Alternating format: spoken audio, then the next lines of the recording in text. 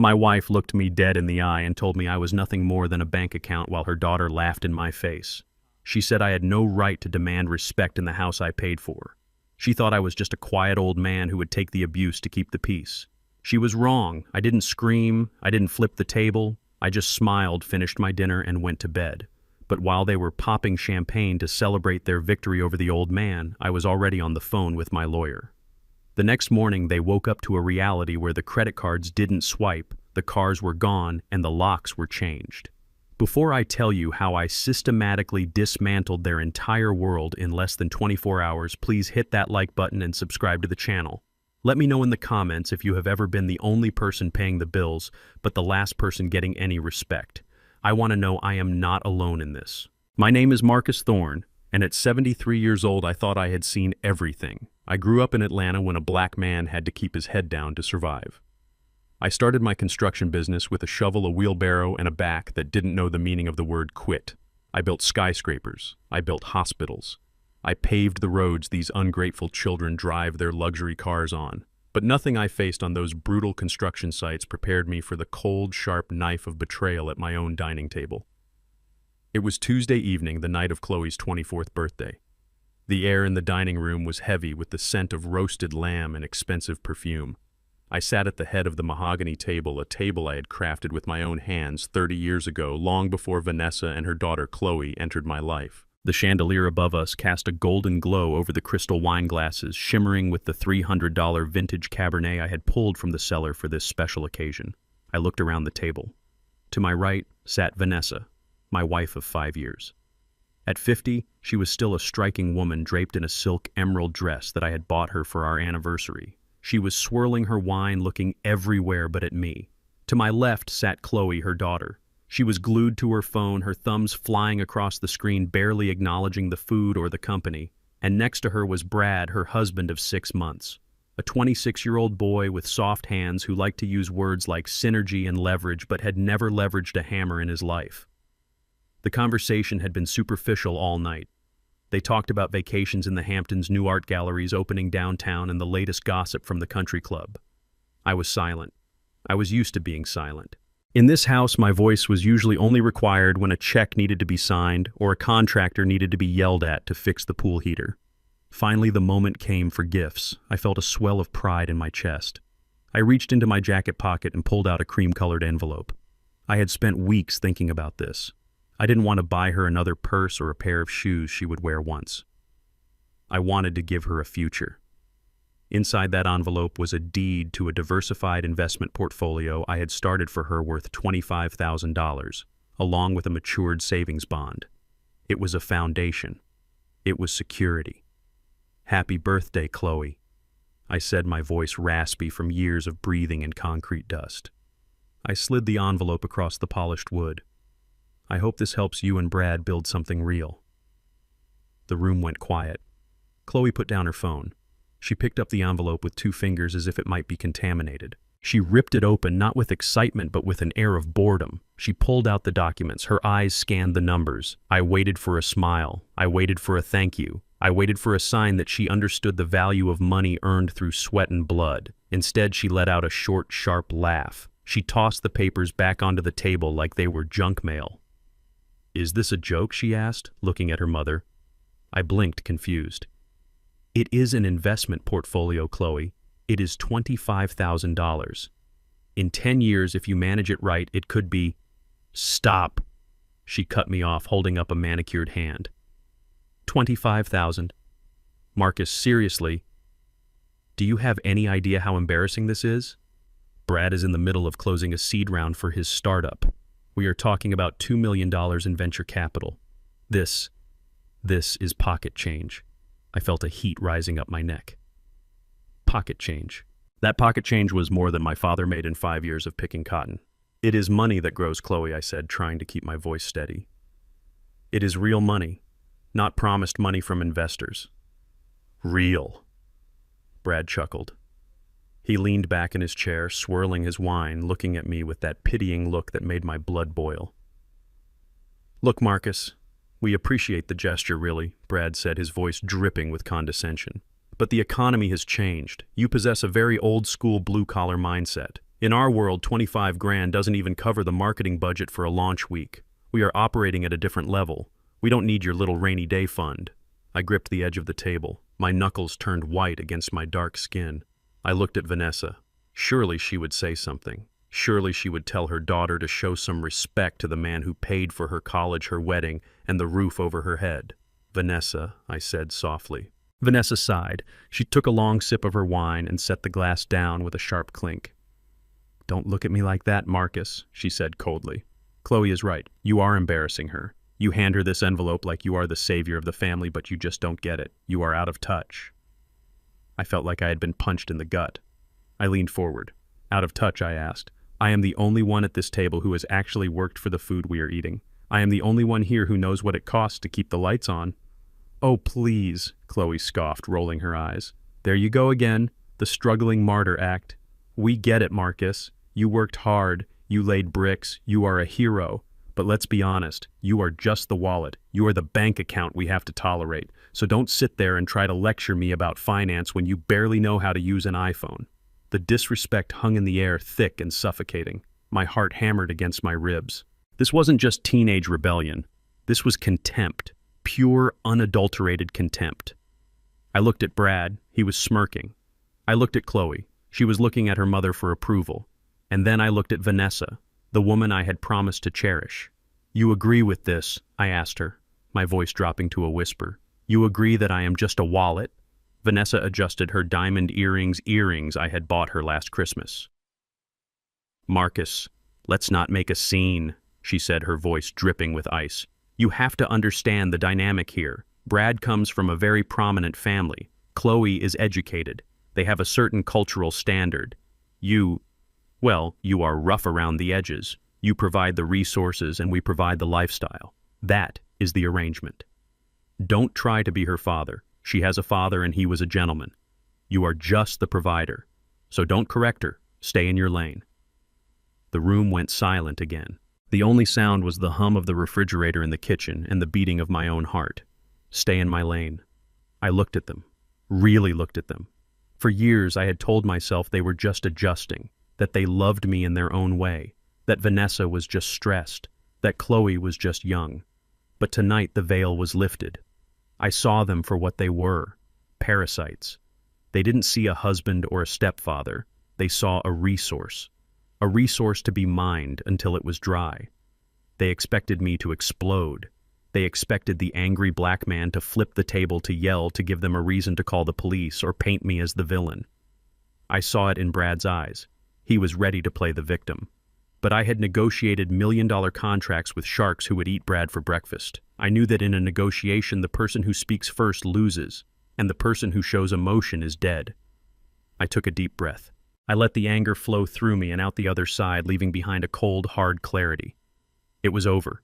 The marriage, the support, the illusion of family. It was all dead. I picked up my knife and fork. I looked down at the medium-rare lamb chop on my porcelain plate. I cut a piece deliberately and slowly. The knife scraped against the china, a harsh sound that made Brad flinch. I put the meat in my mouth and chewed slowly. I savored the flavor. I reached for my wine glass and took a sip. I wiped my mouth with the linen napkin and placed it gently on the table. Then I stood up. I looked at Chloe. I smiled. A genuine calm smile that didn't reach my eyes. "You are absolutely right, Chloe," I said softly. Chloe blinked, surprised by my surrender. Yes, I continued. "And you too, Vanessa. I have been stepping out of my lane. I have been trying to force a relationship that clearly isn't there. I apologize. I understand my position now." Vanessa relaxed, a look of triumphant smugness washing over her face. She thought she had broken me. She thought she had put the old dog back in his kennel. "Good, Marcus," Vanessa said, picking up the wine bottle to refill her glass. "I am glad we could have this talk. Now let's enjoy the dessert. The chef made that raspberry tart you like." "No, thank you," I said. "I am full. I think I will turn in early. I have a very busy day tomorrow." I pushed my chair in. I walked past Brad, who didn't even bother to look up. I walked past Chloe, who was already back on her phone, probably texting her friends about how she put her stepdad in his place. I walked past Vanessa, who was already laughing at something Brad said. I walked out of the dining room, down the hallway lined with photos of them, Trips I paid for, graduations I sponsored, and up the stairs to the master bedroom. I closed the door and locked it. The silence of the bedroom was comforting. I didn't feel sad. I didn't feel heartbroken. I felt light. The burden of 5 years of trying to please people who hated me had just evaporated. I walked over to the nightstand and picked up my phone. It was 8:30 in the evening. My lawyer Reggie would be at home watching the game. Reggie and I had been friends for 40 years. He knew where every body was buried. I dialed his number. He picked up on the second ring. "Hey, Marcus." Reggie's booming voice came through. "You watching the Falcons game?" "No, Reggie," I said, walking over to the window. I looked down at the driveway. I saw Chloe's Mercedes G-Wagon. I saw Vanessa's Porsche. I saw the landscaped garden. "I need you to open the file, Reggie." There was a pause on the other end of the line. The playfulness vanished from Reggie's voice. "The file? You mean the doomsday file? Are you sure, Marcus? Once we pull that trigger, there is no going back." I watched through the glass as the dining room lights cast long shadows on the lawn. I could see their silhouettes moving, toasting, celebrating. They had no idea that the roof over their heads was already burning. "I am sure," I said. "Execute everything. The cars, the cards, the tuition, the housing trust. I want it all gone by tomorrow morning." "Understood," Reggie said. "I will make the calls tonight. By sunrise, you will be a stranger to them." I hung up the phone. I took a shower, washing off the stench of their expensive cologne and their cheap insults. I put on my favorite silk pajamas. I lay down in the bed that I had paid for in the house that I had built. I slept like a baby. Downstairs, the party continued. I could hear the faint sound of music and laughter. Let them laugh. Let them enjoy the last few hours of their fantasy. Because when the sun comes up, they are going to find out exactly what happens when the wallet closes and the man stands up. They wanted me to stay in my lane. Well, I was about to bulldoze the entire highway. The sun hadn't even fully risen over the Atlanta skyline when I sat down at the corner booth of a small, grimy diner on the south side of the city. It was 7 in the morning. The air smelled like bacon grease and old coffee, a smell that reminded me of my father. A smell that felt more like home than the $4 million mausoleum I had slept in for the last 5 years. Across from me sat Reggie. He didn't look like a high-powered attorney in that moment. He looked like my oldest friend wearing a faded Falcons cap and stirring his black coffee with a plastic spoon. Between us sat a single laptop, its screen glowing in the dim light. Reggie looked at me, his eyes searching for any sign of hesitation. He knew what I was about to do. He knew that with one click I wasn't just cutting off funds, I was declaring war. He knew that I still loved Vanessa, or at least the idea of who I thought she was. But he also knew that Marcus Thorne didn't tolerate disrespect. "Are you ready, Marcus?" he asked quietly. "Once I execute the freeze, the notifications start going out. Banks, dealerships, the university, the club. It's going to be a domino effect. There is no pause button." I took a sip of my coffee. It was bitter and hot, just the way I liked it. I thought about the dinner last night. I thought about Chloe's laughter. I thought about Vanessa telling me to stay in my lane. "Hit it," I said. Reggie tapped the enter key. It was such a small sound for something so destructive. Click. That was it. The digital guillotine had dropped. I pulled out my phone and opened the security app connected to the cameras at the house. I wasn't going to be there to see the fireworks in person, but I wasn't going to miss the show. I wanted to see the moment reality crashed into their fantasy world. On the small screen, I saw the morning routine beginning at the mansion. It was 7:30. The delivery driver from the organic juice bar pulled up. Every morning, Vanessa ordered a $50 kale and ginger smoothie and a catastrophic amount of overpriced pastries. I watched as she opened the front door in her silk robe, looking like the queen of the manor. She reached for the bag, smiling that fake smile she reserved for the help. She tapped her platinum card on the driver's mobile terminal. I zoomed in. I saw the driver frown. He tapped the machine again.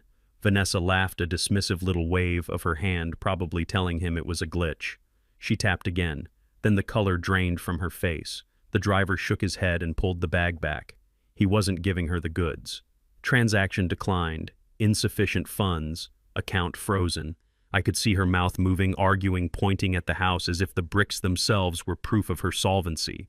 But the driver didn't care about bricks. He cared about the approval code, and there wasn't one. He got back in his van and drove away, leaving my wife standing on the porch, empty-handed and confused. That was the appetizer.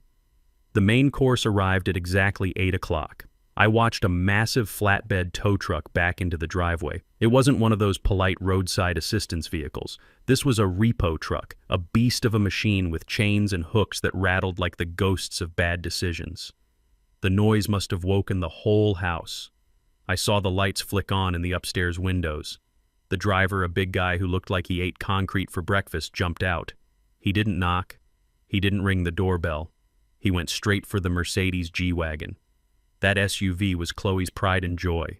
It was the symbol of her status, the chariot she used to drive around town looking down on people. And now it was being hooked up like a piece of scrap metal. The front door flew open. Chloe came running out barefoot, wearing oversized pajamas, her hair a mess. She was screaming. I couldn't hear the audio through the camera, but I knew exactly what she was saying. She was screaming about her rights. She was screaming that her stepfather was Marcus Thorne. She was screaming that he was making a mistake. The driver didn't even look up. He secured the chains around the axle of the Mercedes. Then Brad came running out, trying to look tough in his boxer shorts. He got in the driver's face, pointing a finger, puffing out his chest. The driver just stood up, crossing his massive arms, and handed Brad a clipboard. I imagined Brad reading the text. It wasn't a bank repossession. It was an asset reclamation order signed by Thorne Holdings, LLC, the company that technically owned every vehicle in that driveway. The company that I controlled 100%. Chloe was frantic now. She tried to open the door of the Mercedes, but it was locked. She was banging on the window. And then the driver did something that made me smile into my coffee cup. He walked past the Mercedes and hooked up the Porsche Cayenne next to it. Vanessa's car. Vanessa finally emerged from the house, still in her robe, her phone pressed to her ear. I knew who she was calling. My phone on the table buzzed. Vanessa. I let it ring. It buzzed again, and again. I watched on the camera as she stared at her phone in disbelief. She couldn't comprehend that I wasn't answering. I was the fixer. I was the safety net. I was the one who always picked up. Not today, Vanessa. The tow truck driver engaged the winch. The Mercedes groaned as it was dragged up the ramp. It looked helpless. It looked like just a car. Without my money fueling it, it was just metal and rubber. Chloe collapsed onto the driveway, sobbing. It wasn't the tears of someone who was hurt. It was the tears of a spoiled child who had been told no for the first time in her life. Brad was pacing back and forth, running his hands through his hair, looking at the neighbors' houses, terrified that someone was watching. He lived for appearances, and his appearance was currently being towed away. Reggie looked up from his laptop. Just got confirmation from the insurance provider, he said. The family plan is terminated effective immediately. They are on their own. Also the country club membership. I sent the email notification to Vanessa just now. I looked back at the screen. Vanessa had stopped calling me. She was looking at her phone, reading something. I saw her knees buckle. She grabbed the porch railing to steady herself. The country club wasn't just a place to play golf. It was her social universe. It was where she held court. It was where she bragged about her charitable work and her wealthy husband. To be expelled from there was a social death sentence. The email would have been polite but firm. Due to the primary member removing authorization, your privileges have been revoked. Please return your locker keys within 24 hours. The tow truck finished loading the cars. The driver handed Brad one last slip of paper, probably the receipt, and climbed into his cab. With a roar of diesel smoke, he pulled away, dragging their dignity down the street. The driveway was empty, just a wide expanse of concrete stained with a few drops of oil. Vanessa, Chloe, and Brad stood there. Three people who thought they were giants, suddenly looking very small against the backdrop of the massive house. They looked at each other. Then they looked at the empty spots where the cars used to be. Then they looked at the phone that I wasn't answering. I finished my coffee and signaled the waitress for the check. "What is next?" Reggie asked. I stood up and put on my jacket. I didn't feel joy. I didn't feel sadness. I felt the cold, hard satisfaction of a job well done. It was the same feeling I used to get when I finished pouring a foundation. It was solid. It was real. Next, I said, looking at the screen one last time as Vanessa threw her phone onto the grass in a fit of rage. Next, we let them realize that the tuition bill is due on Friday. I walked out of the diner and into the morning sun. The air was crisp.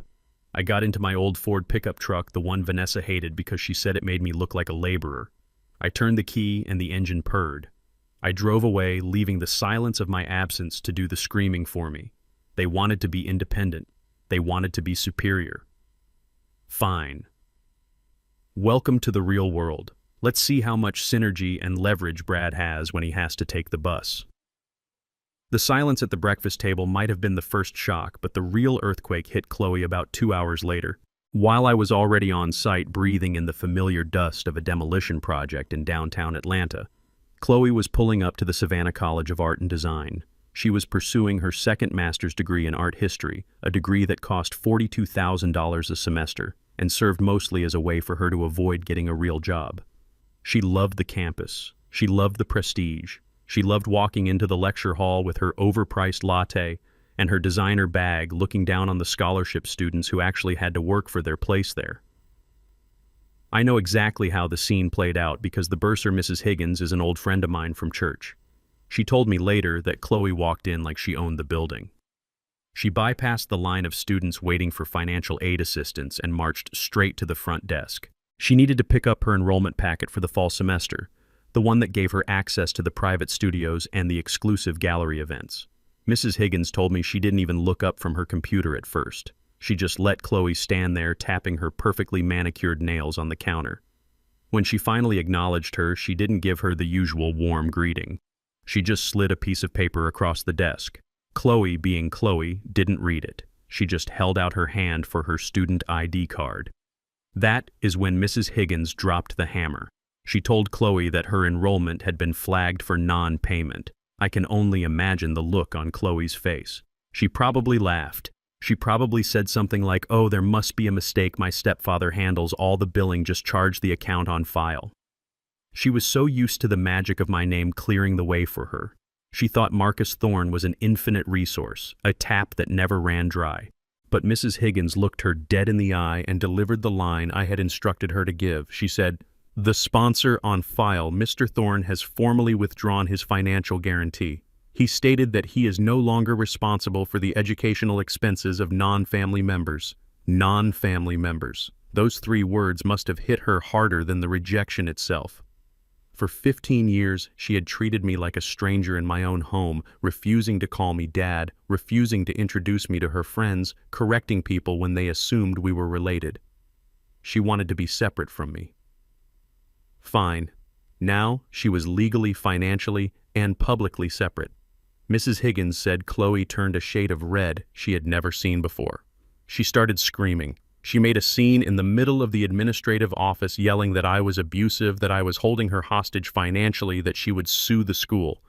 Security had to be called to escort her out. Imagine that. The princess, who thought she was too good for my last name, was escorted off the premises because she couldn't pay the toll.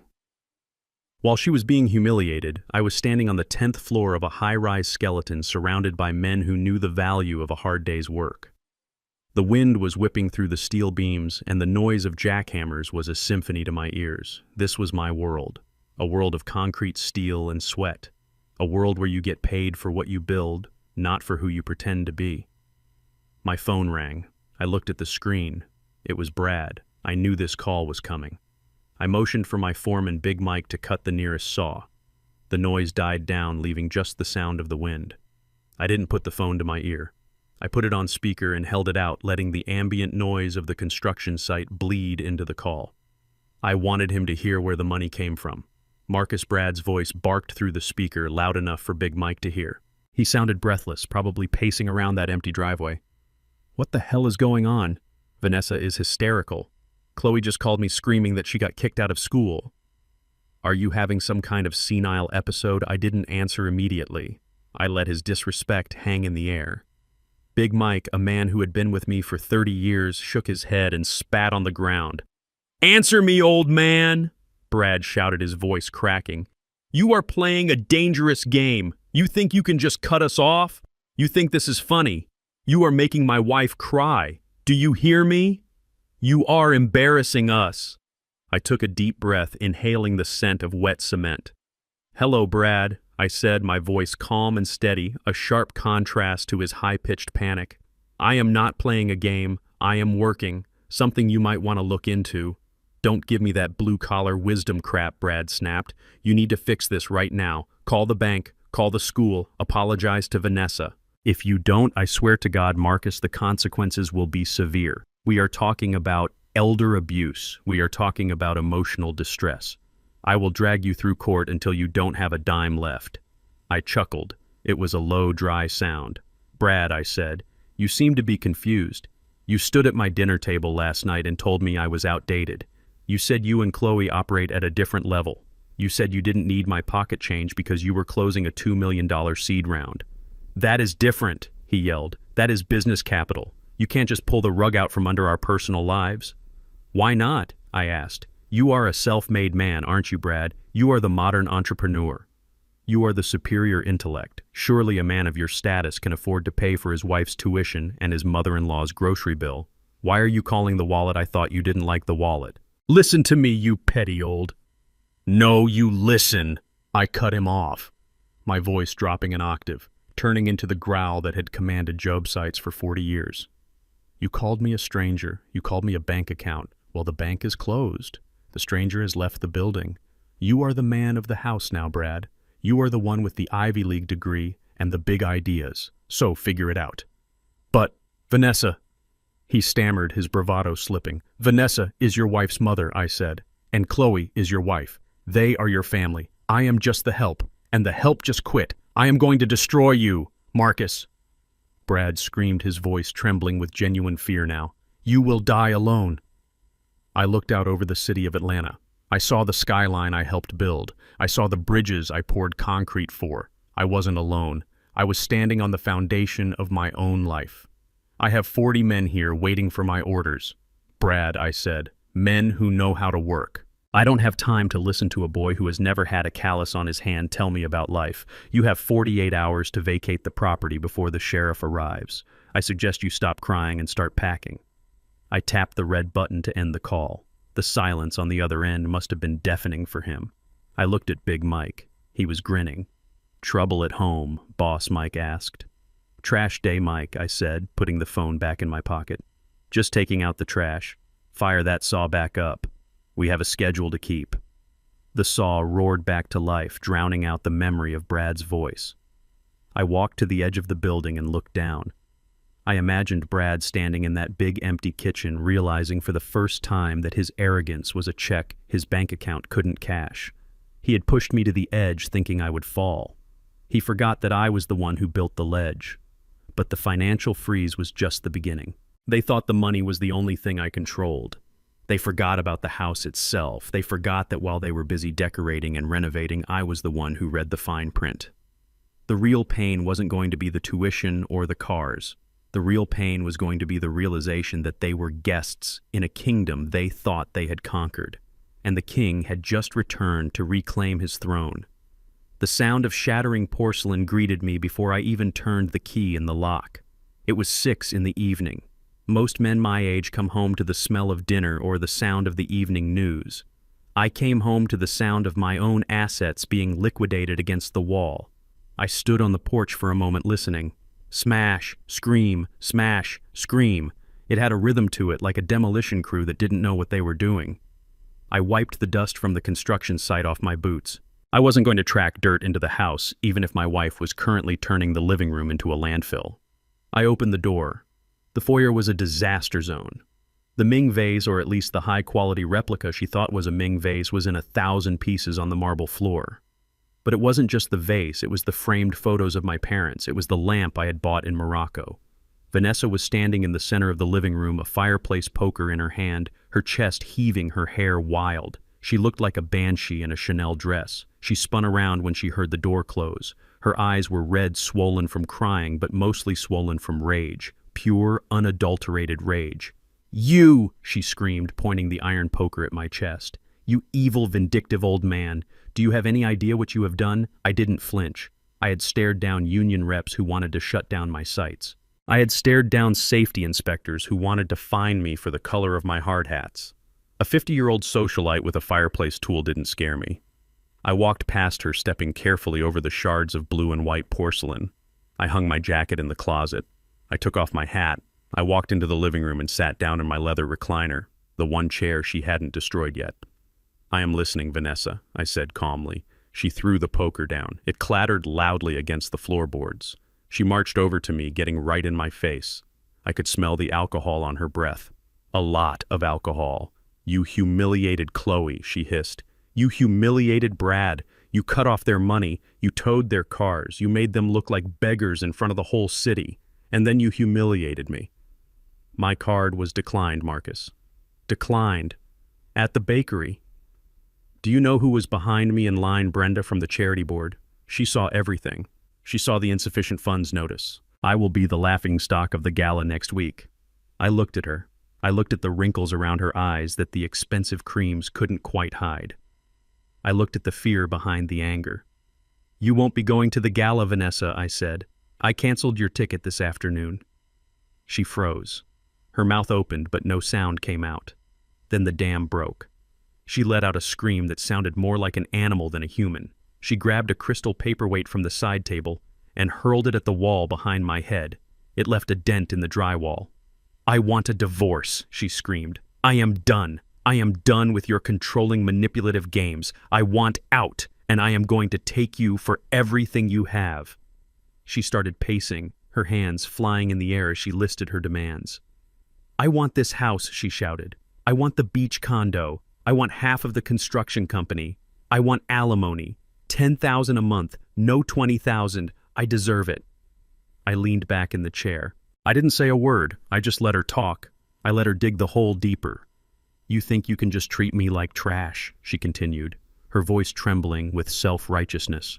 I gave you the best years of my life, Marcus. 5 years. 5 years of living with a man 20 years older than me. 5 years of listening to your boring stories about concrete and steel. 5 years of pretending to care about your old friends and their cheap beer. I nursed you when you had that hip surgery. I organized your schedule. I made you look presentable to society. I gave you class, Marcus. Without me, you are just a rich bricklayer. I reached for the remote control on the side table. I gave you a family. She sobbed, tears finally streaming down her face. Chloe looked up to you, and you threw her to the wolves because of a stupid comment at a dinner party. You are a monster. But don't worry. My lawyer says the courts in Georgia are very generous to wives who have been emotionally abused. We will prove that you were financially controlling. We will prove that you trapped me, and I will walk away with 50% of everything you built. 50%, Marcus. How does that sound? She stopped pacing. She stood in front of me panting, waiting for my reaction. She wanted fear. She wanted me to beg. She wanted me to apologize and open the checkbook just to make the nightmare stop. That is what I had always done before. When she got loud, I paid. That was the dynamic. But the dynamic had changed. I pressed the power button on the remote. The TV screen flickered to life. The evening news was on. The weatherman was talking about a storm front moving in from the west. I kept my eyes on the screen. Are you listening to me? Vanessa shrieked. I said I am taking half. I muted the TV. I turned my head slowly to look at her. I heard you, Vanessa, I said. You want a divorce. That is fine. I think that is a great idea. She blinked, confused by my agreement. But I continued, my voice low and smooth. You might want to call your lawyer back and ask him to read the document we signed 5 years ago. You know, the one you signed without reading because you were too busy planning the honeymoon in Paris. Her eyes narrowed. The prenup, she scoffed. That thing is flimsy. Any good lawyer can tear that apart. We have been married 5 years. I have rights. I smiled. It wasn't a nice smile. The prenuptial agreement is ironclad, Vanessa. My lawyers, the ones who actually went to Harvard, made sure of that. But you should specifically look at Clause 4, Section B. She crossed her arms. What are you talking about? Clause 4, Section B, I repeated. The infidelity clause. The room went deathly silent. The only sound was the air conditioning humming in the vents. Vanessa's face went from flush red to a pale, sickly white in the span of a second. She took a half step back. What she whispered. It states quite clearly, I said, turning back to the TV, that in the event of a divorce, if one party is found to have engaged in extramarital affairs, that party forfeits all claims to alimony, spousal support, and division of assets acquired during the marriage. They leave with exactly what they came with. I looked at her again. And you came here with a suitcase of old clothes and a Honda Civic, Vanessa. She tried to laugh, but it came out as a dry choke. You are crazy, she stammered. I have been a faithful wife. You are delusional. You are just making things up to scare me. You have no proof. I picked up the remote again and unmuted the TV. I wouldn't be so sure about that, I said casually. You see that personal trainer you hired last year? The one named Julian?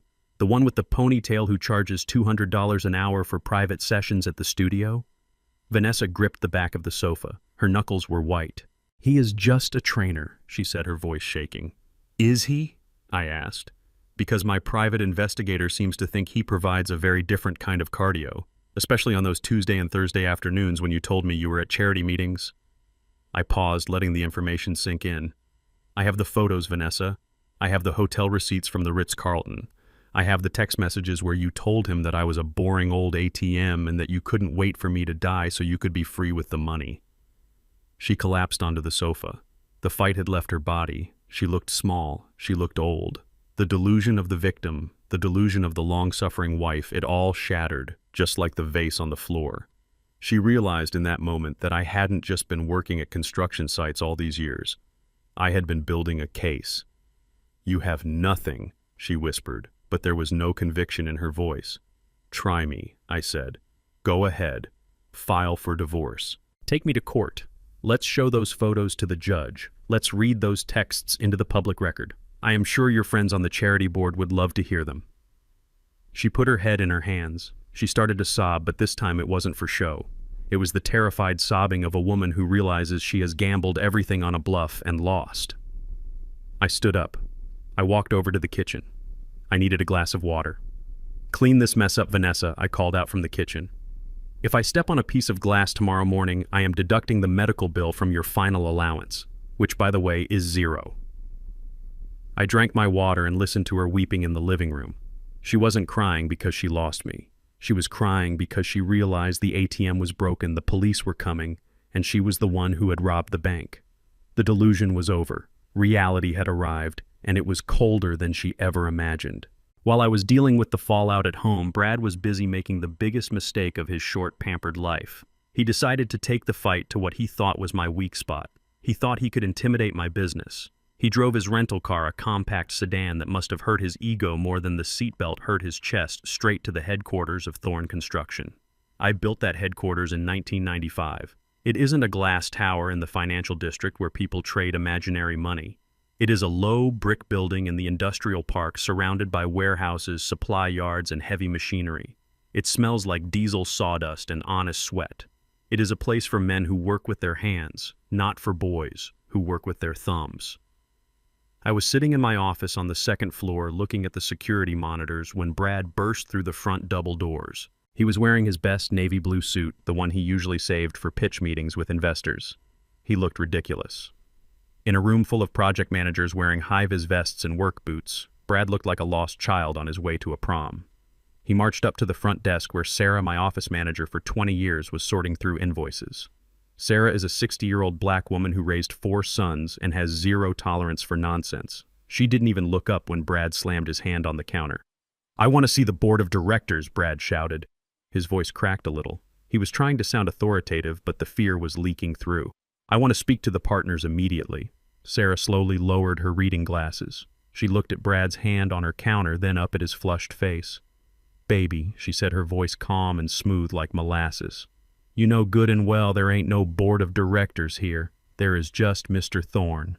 And I believe he is currently unavailable to people who don't have an appointment or a hard hat." Brad slammed his hand down again. This time a few of the guys in the lobby stopped talking and turned to look. "Don't give me that," Brad spat. "Marcus is clearly mentally compromised. I am his son-in-law. I have power of attorney implications here. I need to speak to whoever is second in command. I need to stop him from liquidating family assets. This is a corporate emergency." I watched on the monitor as Big Mike, my foreman, who had come in from the site to pick up payroll, stepped out of the break room. Mike is 6'5" and built like a vending machine made of muscle. He was wiping donut crumbs off his beard. He didn't like Brad. He never had. He called him the poodle behind his back because Brad was all fluff and nervous energy. Mike walked over to the desk. He didn't rush. He moved with the slow, heavy momentum of a bulldozer. He stood next to Brad, casting a shadow that practically swallowed the boy whole. "Is there a problem here, Miss Sarah?" Mike asked, his voice rumbling like a low, idling truck. "This gentleman is confused," Mike Sarah said, going back to her paperwork. "He thinks this is a public trading floor. He thinks he can demand a meeting." Brad turned to Mike. He tried to stand tall, but he had to crane his neck just to make eye contact. "Back off, big guy," Brad sneered, trying to summon some of that entitlement he used on waiters. "This is a family matter. Marcus is destroying the family finances due to what I can only assume is early-onset dementia. I am here to take control of the company operations until we can get a competency hearing." I leaned back in my chair upstairs. Competency hearing. The audacity was almost impressive. He actually thought he could walk into my kingdom, declare me insane, and seize the throne because he had read a few articles on business law. Mike laughed. "It wasn't a nice laugh. It was a bark," son Mike said, crossing his massive arms. "The only thing Marcus is destroying is your free ride. Now you need to turn your little rental car around and get off this property before I mistake you for a trespasser. And we have a very strict protocol for trespassers." Brad's face turned purple. "Do not threaten me. I will sue this entire company. I will sue you personally. I know people. I am closing a deal with venture capitalists who could buy this dump and turn it into a parking lot." That was the wrong thing to say. You don't walk into a man's house and call it a dump. Mike didn't hit him. He didn't have to. He just took one step forward. Brad took 2 steps back, tripping over his own expensive Italian shoes. He stumbled and fell flat on his backside right in the middle of the lobby. The lobby erupted in laughter. The project managers, the secretaries, even the delivery guy who had just walked in with sandwiches, they all laughed. It was the sound of working-class people seeing a pretender get exactly what he deserved. "Get him out of here, Mike," I said into the intercom system. My voice boomed through the lobby speakers, startling Brad. He looked up at the ceiling as if I were God himself speaking from the clouds. "You heard the boss," Mike said. Mike reached down, grabbed Brad by the back of his suit jacket and the seat of his pants, and literally marched him to the door. Brad was kicking and shouting, flailing his limbs like a beetle stuck on its back. Mike threw him out onto the concrete steps. "Stay out," Mike said, and closed the heavy glass doors. I watched Brad scramble to his feet. He brushed the dust off his suit, trying to regain some dignity. He pointed a shaking finger at the building, screaming something about lawsuits and destruction. I picked up my cell phone and dialed his number. I watched through the window blinds as he fished his phone out of his pocket. "Hello," he answered, breathless and frantic. "Marcus, you are dead. You hear me. I am going to bury you in litigation. My investors are going to Brad," I interrupted, keeping my voice low. "Shut up." He stopped talking. "I saw your little performance in the lobby," I said. "You have a lot of energy for a man whose career just evaporated." "What are you talking about?" Brad snapped. "My career is fine. My startup is about to launch. We have the funding secured." "Do you?" I asked. "Of course I do. We signed the term sheet last week. The money wires on Friday." I took a sip of my water. "Brad, do you remember why those investors from Silicon Valley even took a meeting with you? Do you remember whose name was at the top of your advisory board slide in your pitch deck?" There was a silence on the line. A long, heavy silence. "It was my name, Brad," I said. "Marcus Thorne, founder of Thorne Construction. A man with 40 years of unblemished credit and business history in this city. They didn't bet on your app. They bet on my oversight. They bet on the fact that I was backing you." "So what?" Brad said, his voice trembling. "You are still on the board. You can't just—" "I sent an email at 9 o'clock this morning, Brad," I said. "I formally resigned from your advisory board. I also sent a personal note to your lead investor, Mr. Henderson. I told him that I am withdrawing all personal guarantees and that I no longer endorse the leadership of the company due to ethical concerns." I watched through the blinds. Brad stopped moving. He stood frozen on the sidewalk. "You?" "You didn't," he whispered. "Check your email, Brad." I watched him pull the phone away from his ear. I watched his thumbs scroll. I saw his shoulders slump. I saw the exact moment his heart broke. Because right then, a second call came through to his phone. He looked at the screen. He panicked. He answered it. "Mr. Henderson." "Hi. Yes, Wait, please let me explain. It is just a family misunderstanding. Marcus is—" "What? No, you can't pull the term sheet. We have contracts. Hello?" He lowered the phone. He looked at the building. He looked up at my window. He couldn't see me behind the blinds, but he knew I was there. His $2 million was gone. His startup was dead. His reputation was trash. I spoke into the phone again, which he was still holding loosely in his hand. "It is amazing, isn't it, Brad?" I said. "You thought you were a shark. You walked around my house eating my food, driving my cars, treating me like I was some dumb old laborer. You thought you were the genius, but you were just a remora attached to a whale, and the whale just dove deep. Marcus, please, he whimpered. This destroys everything. We have debt, we have lease agreements. Without that funding, I am personally liable. I will go bankrupt. I know, I said. Welcome to the free market, son. You wanted to be a big-shot businessman. Well, lesson number 1, don't bite the hand that feeds you. And lesson number 2, always read the fine print. I hung up. I watched him stand there for another minute. He looked like he was going to vomit. He looked at his shiny shoes scuffed from the concrete. He looked at his suit wrinkled from being manhandled. He realized then that he wasn't better than Big Mike. He wasn't better than Sarah. He wasn't better than me. In fact, without me, he was absolutely nothing. He got into his rental car. It took him 3 tries to start the engine because his hands were shaking so bad. He drove away slowly defeated. I turned away from the window. Sarah buzzed my intercom. Mr. Thorne, she said. Lawyer Reggie is on line 2. He says he has the draft for the eviction notice ready for the sheriff. Put him through, Sarah, I said. And Sarah, yes, sir, order pizza for the crew today. On me. And tell Mike he gets the bonus this week for handling pest control. I sat back in my chair. The office was quiet again. Just the hum of the air conditioner and the distant sound of work being done. Real work. Brad and Vanessa were learning the hard way. They lived in a house of cards built on a foundation of my generosity. And I had just pulled the bottom card out. The collapse was noisy, it was messy, and God help me, it was the most beautiful thing I had ever seen. But I wasn't done. The money was gone. The careers were ruined. Now it was time to take the roof over their heads. They had 48 hours, and the clock was ticking louder than a time bomb. I knew Vanessa had a secret stash. Every smart woman does, and Vanessa was smart in the devious kind of way. For 3 years, she had been skimming off the grocery budget, padding the expenses for charity events, and tucking away cash gifts I gave her for holidays. She thought I didn't see the withdrawals. She thought I didn't notice when a $5,000 catering bill for a luncheon actually only cost $2,000. I let her keep it. I called it her severance package even before I knew I was going to fire her. She took that cash, about $40,000, wrapped in rubber bands inside a shoebox, and walked into the office of Arthur Sterling.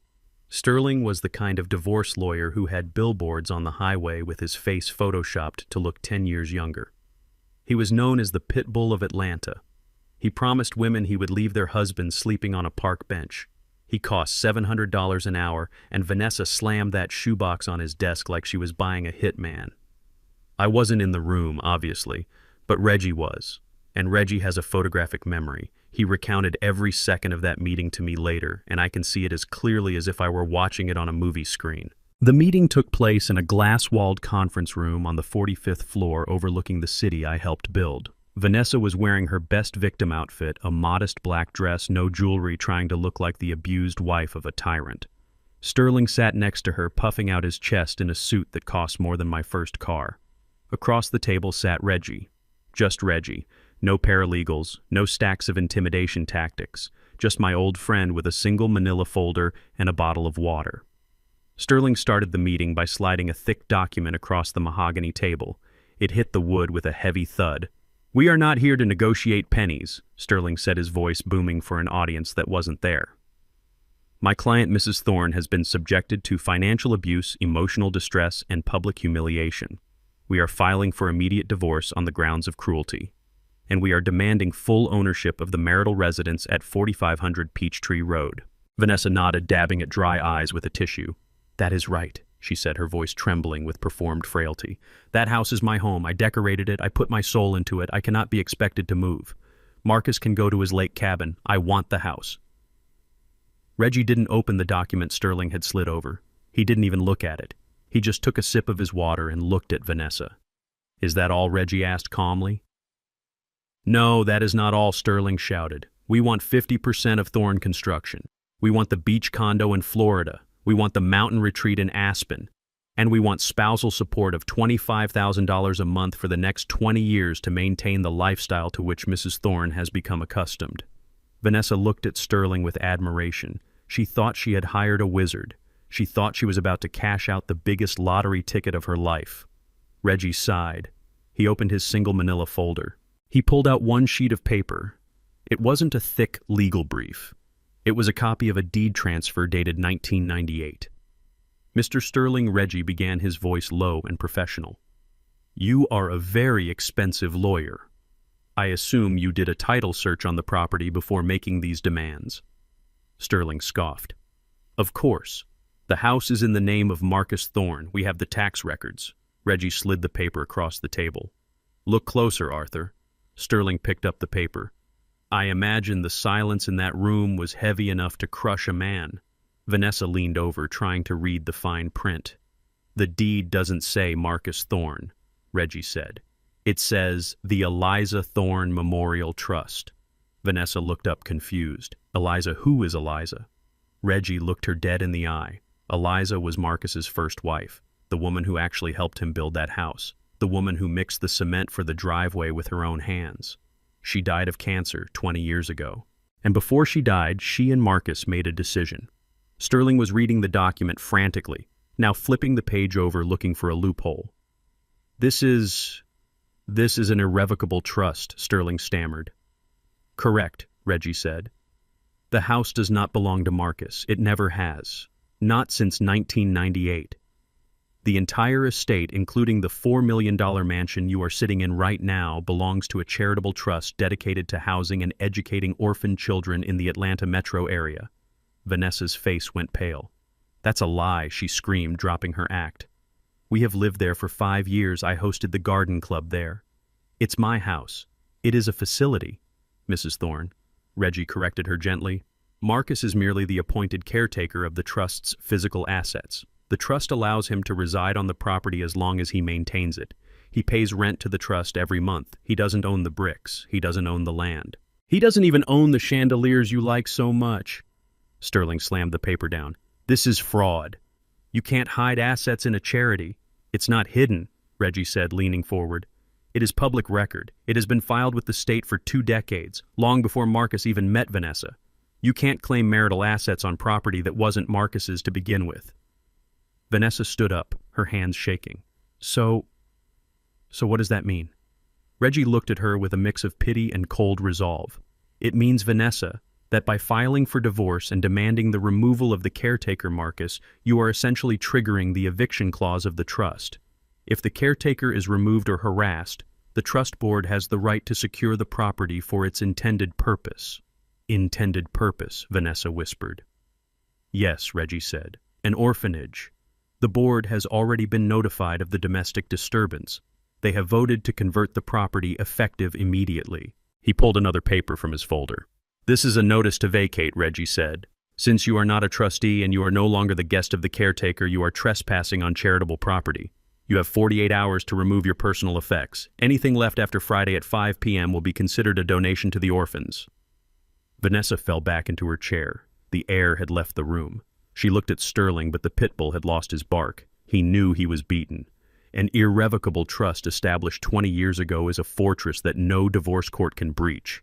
"But," the company, Sterling tried, his voice weak. "We still want half the company." Reggie smiled. He had been waiting for this one. "Clause 4, Section B," Reggie said. "The infidelity clause. We have the photos, Arthur. We have the texts with the personal trainer." "Do you really want to do this in open court?" "Do you want me to project those images on a 10-foot screen in front of a judge?" "Because I will. And then Mrs. Thorne won't just leave with nothing. She will leave with a bill for my legal fees." Sterling closed his briefcase. He looked at Vanessa. "I think we need to reassess our strategy," he muttered. "Reassess?" Vanessa shrieked. "Reassess? I just paid you $40,000. You told me I would get the house. You told me I would be rich." Reggie stood up. He buttoned his jacket. "You should have read the plaque by the front gate," Vanessa, Reggie said. "The one you always made the gardeners cover up with ivy because you thought it looked tacky. It says, 'The Eliza House, a sanctuary for the future.' You were never the owner. You were just a guest who overstayed her welcome." He walked to the door, leaving them in the ruins of their greed. "I wasn't there, but I know what happened next." Vanessa fired Sterling on the spot, screaming that he was incompetent. She demanded her money back. He told her he had already billed 20 hours for the consult and file review. She left that office with no house, no husband, no settlement, and her secret stash of cash reduced to 0.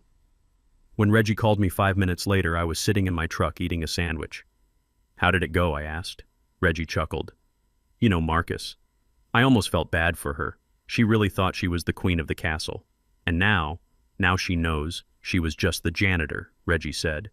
"And the shift is over." I hung up the phone. I thought about Eliza. I thought about how we built that house with the dream of filling it with children who had nothing. For years, Vanessa had filled it with shallow people and empty parties. It was time to give the house back to its purpose. It was time to scrub the toxicity out of the walls. Vanessa had 48 hours. But in my mind, she was already gone. The legal shark hadn't just bitten her. He had swallowed her whole, and he didn't even have to show his teeth. "You call it a lie." That is what Chloe screamed at me as she stood in the center of the living room, her face twisted into a mask of ugly entitlement. She threw her expensive purse onto the sofa, the same sofa she had forbidden me from sitting on in my work clothes just a week ago. "You are a liar, Marcus," she shrieked, her voice echoing off the high ceilings. "You scammed us. You let us live here for 5 years thinking this was our inheritance. You let my mother decorate. You let me bring my friends here. And the whole time you knew we didn't own a single brick. You are a sick, manipulative old man." Vanessa was sitting on the ottoman weeping into her hands. Not tears of sorrow, but tears of a woman who had just realized her retirement plan was actually a charitable donation. I stood by the fireplace.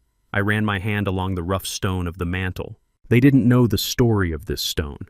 They didn't know that I drove the truck to the quarry in North Georgia myself to pick it out.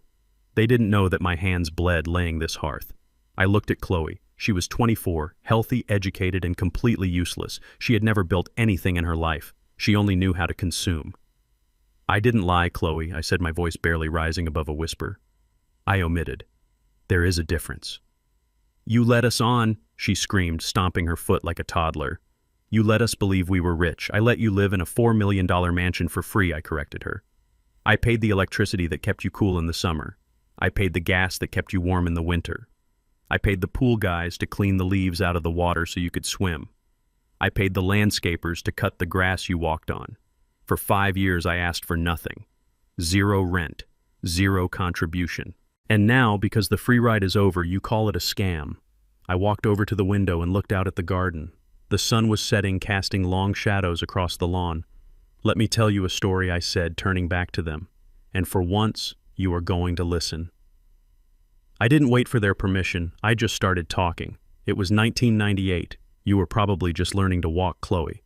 I wasn't a rich developer then. I was a contractor with a bad back and a dream, and I had a wife. Her name was Eliza.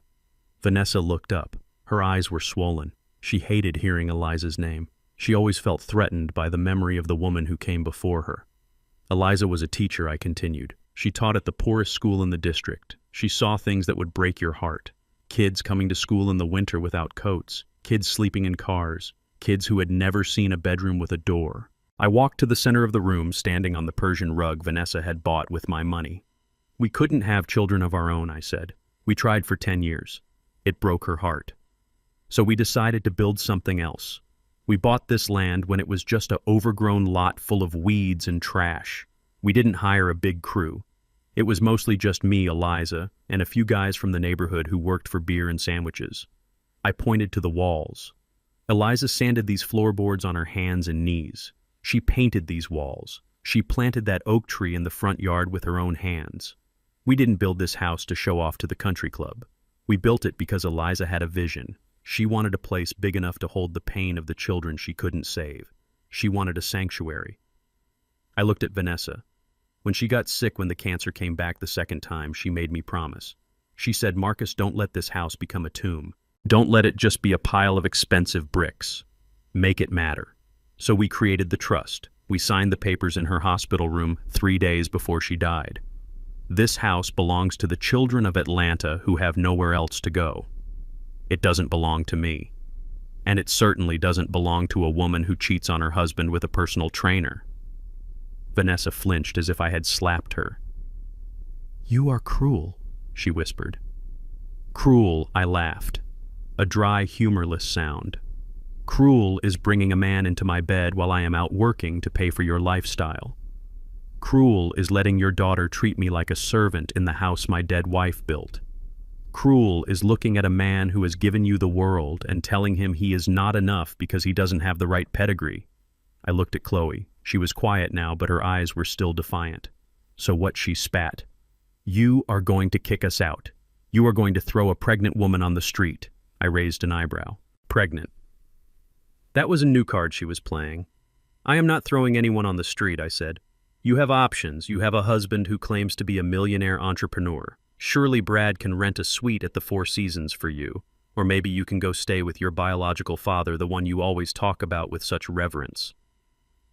Chloe looked away. We both knew her biological father hadn't sent a birthday card in 10 years, let alone offered a place to stay.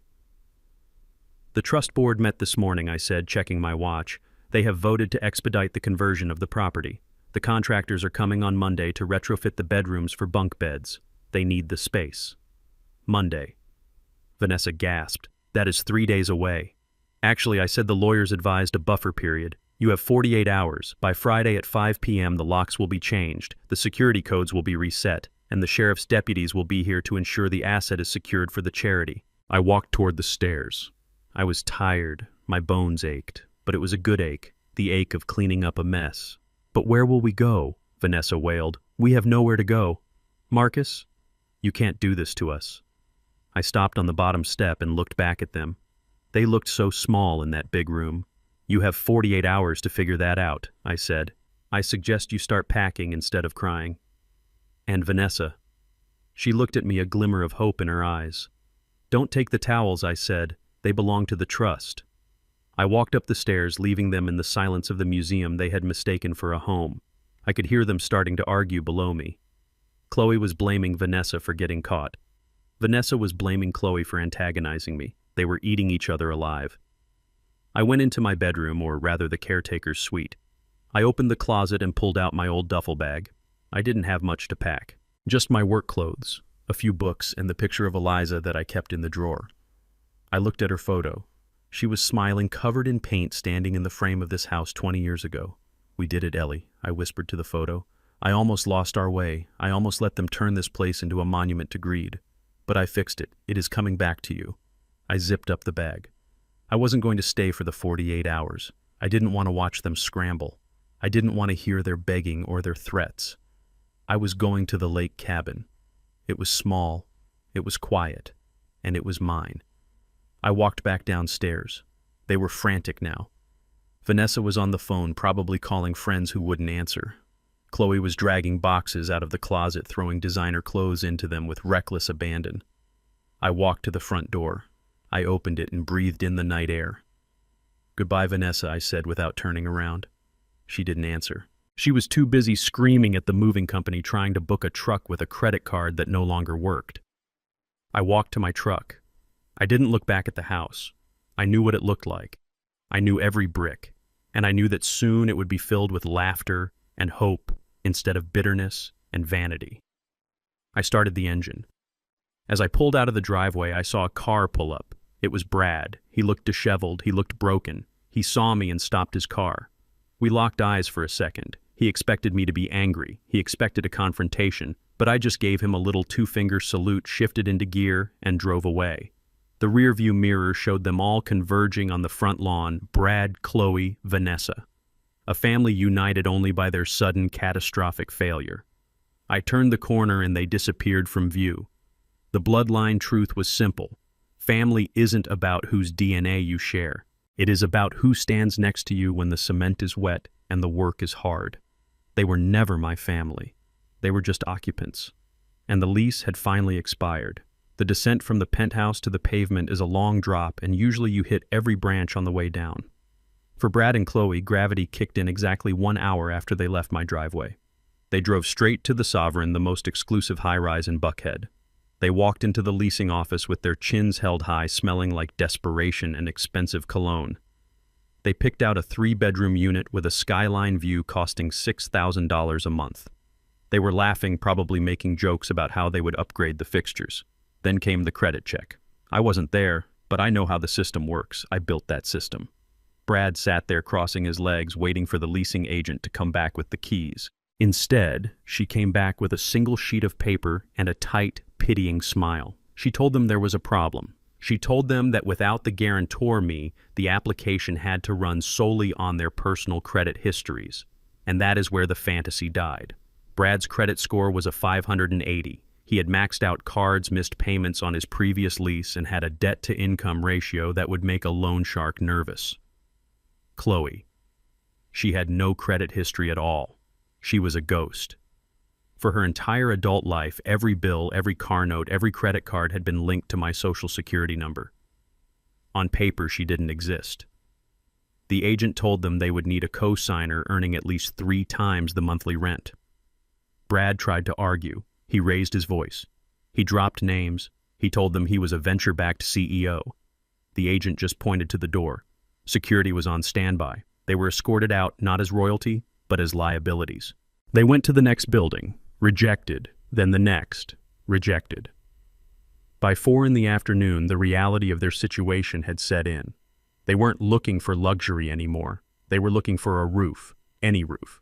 They ended up in a complex on the outskirts of Decatur near the old industrial district. It was a place where the fences had razor wire and the parking lot was full of cars missing bumpers. They signed a lease for a 2-bedroom unit on the ground floor. No granite countertops, no concierge, just beige carpet stained with years of other people's bad luck, and walls so thin you could hear the neighbors arguing about child support. I can only imagine the silence in the car as they unloaded their designer luggage onto the cracked pavement. Chloe in her Gucci heels stepping over a puddle of questionable liquid. Brad in his Italian suit sweating in the humidity, realizing there was no valet to take the bags. The first night was a wake-up call. But the second day was the lesson. Chloe had never done a chore in her life. In my house, the laundry went into a hamper and reappeared clean and folded on her bed. In the new apartment, there was no maid. There wasn't even a washer and dryer in the unit. She had to walk to the communal laundry room in the basement. It was a damp concrete room that smelled of mildew and bleach. Chloe dragged a bag of clothes down there. She didn't know you had to separate the colors. She didn't know you couldn't wash silk on the heavy-duty cycle. She dumped everything in Brad's white dress shirts, her red silk blouse, his expensive slacks, and poured in cheap detergent she had bought at the corner store. When she pulled the wet lump of fabric out 40 minutes later, everything was pink. The silk blouse was shredded. Brad's shirts were ruined. She stood there in the flickering fluorescent light and started to cry. Not a pretty cinematic cry, an ugly, heaving sob of frustration. She dropped the wet clothes on the dirty floor and just stared at them. She was 24 years old, holding a master's degree, and she had been defeated by a washing machine. She carried the wet, ruined bundle back to the apartment. She opened the door expecting sympathy. She expected Brad to hug her, to tell her it was okay, that they would figure it out. But the Brad who greeted her wasn't the charming husband from the country club. The Brad in this apartment was a trapped animal. He was sitting on a second-hand sofa they had found, drinking cheap beer, staring at his phone, watching his social media followers drop as the news of his failure spread. He looked up as Chloe walked in. He saw the pink shirts. He saw the ruined clothes. "What did you do?" he asked, his voice low and dangerous. "I didn't know," Chloe sobbed, dropping the basket. "I didn't know the red would run." "I am sorry, Brad. I will buy you new ones." "With what money?" Brad snapped, standing up. He kicked the basket across the room, the wet clothes scattered across the beige carpet. "With what money, Chloe?"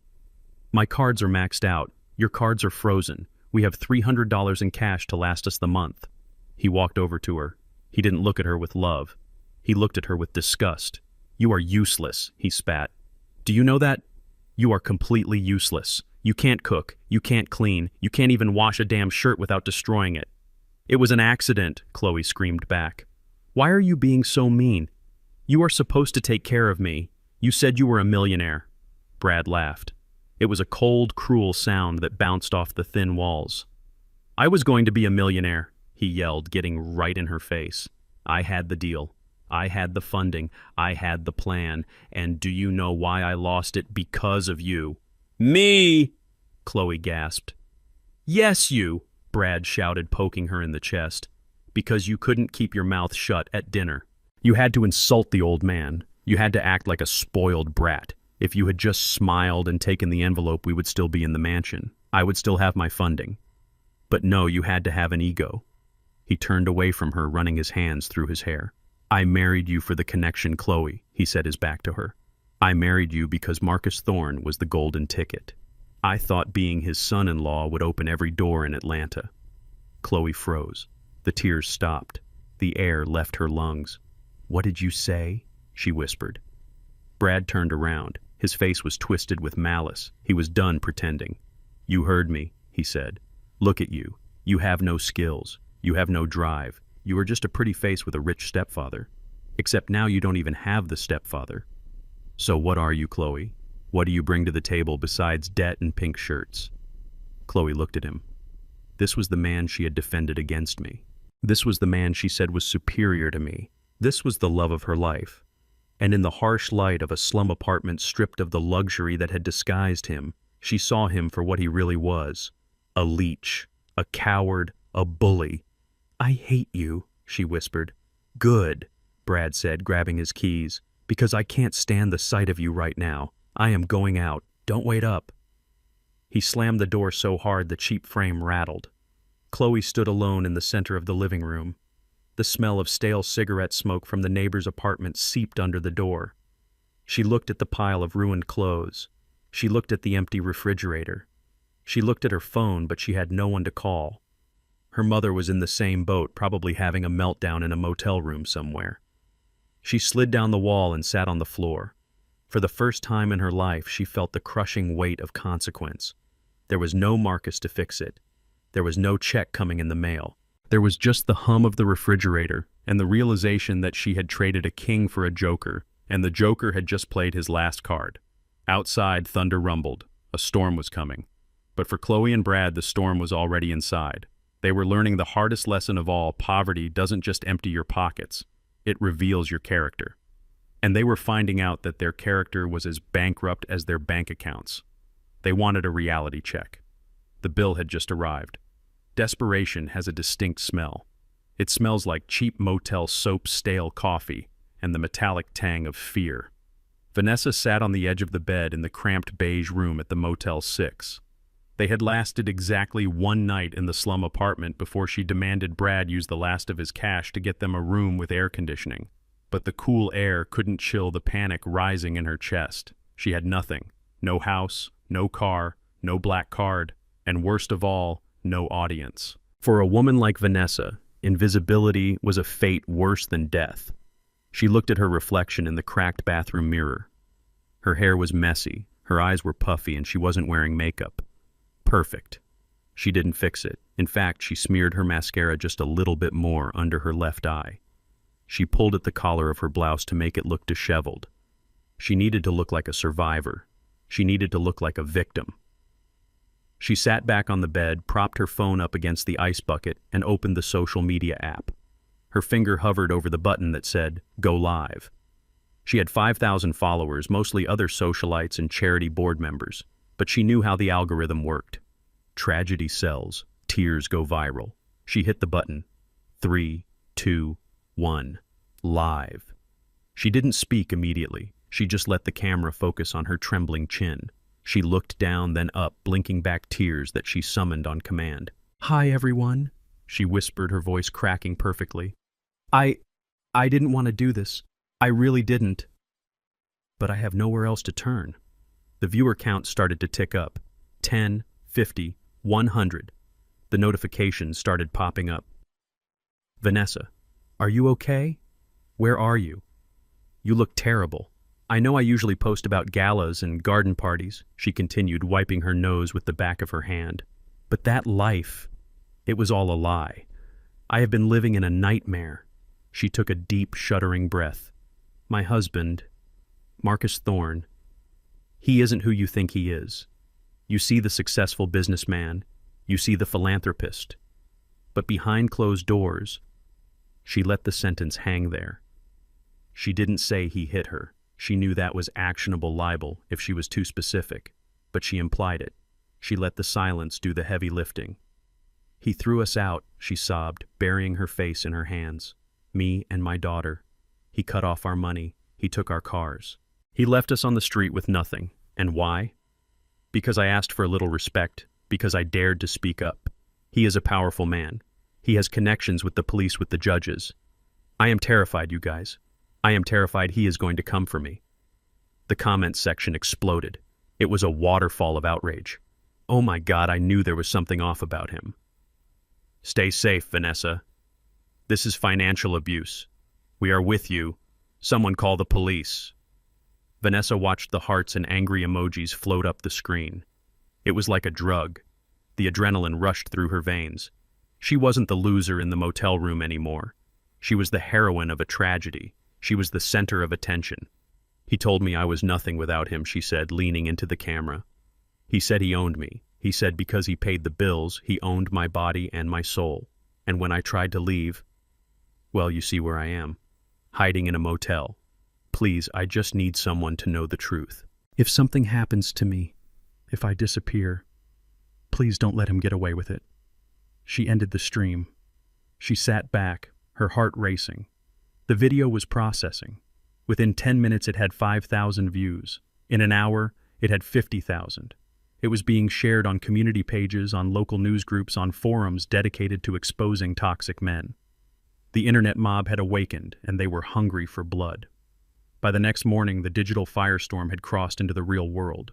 I was at my lake cabin, a small wooden house about an hour north of the city. It was my sanctuary. I had built the dock myself.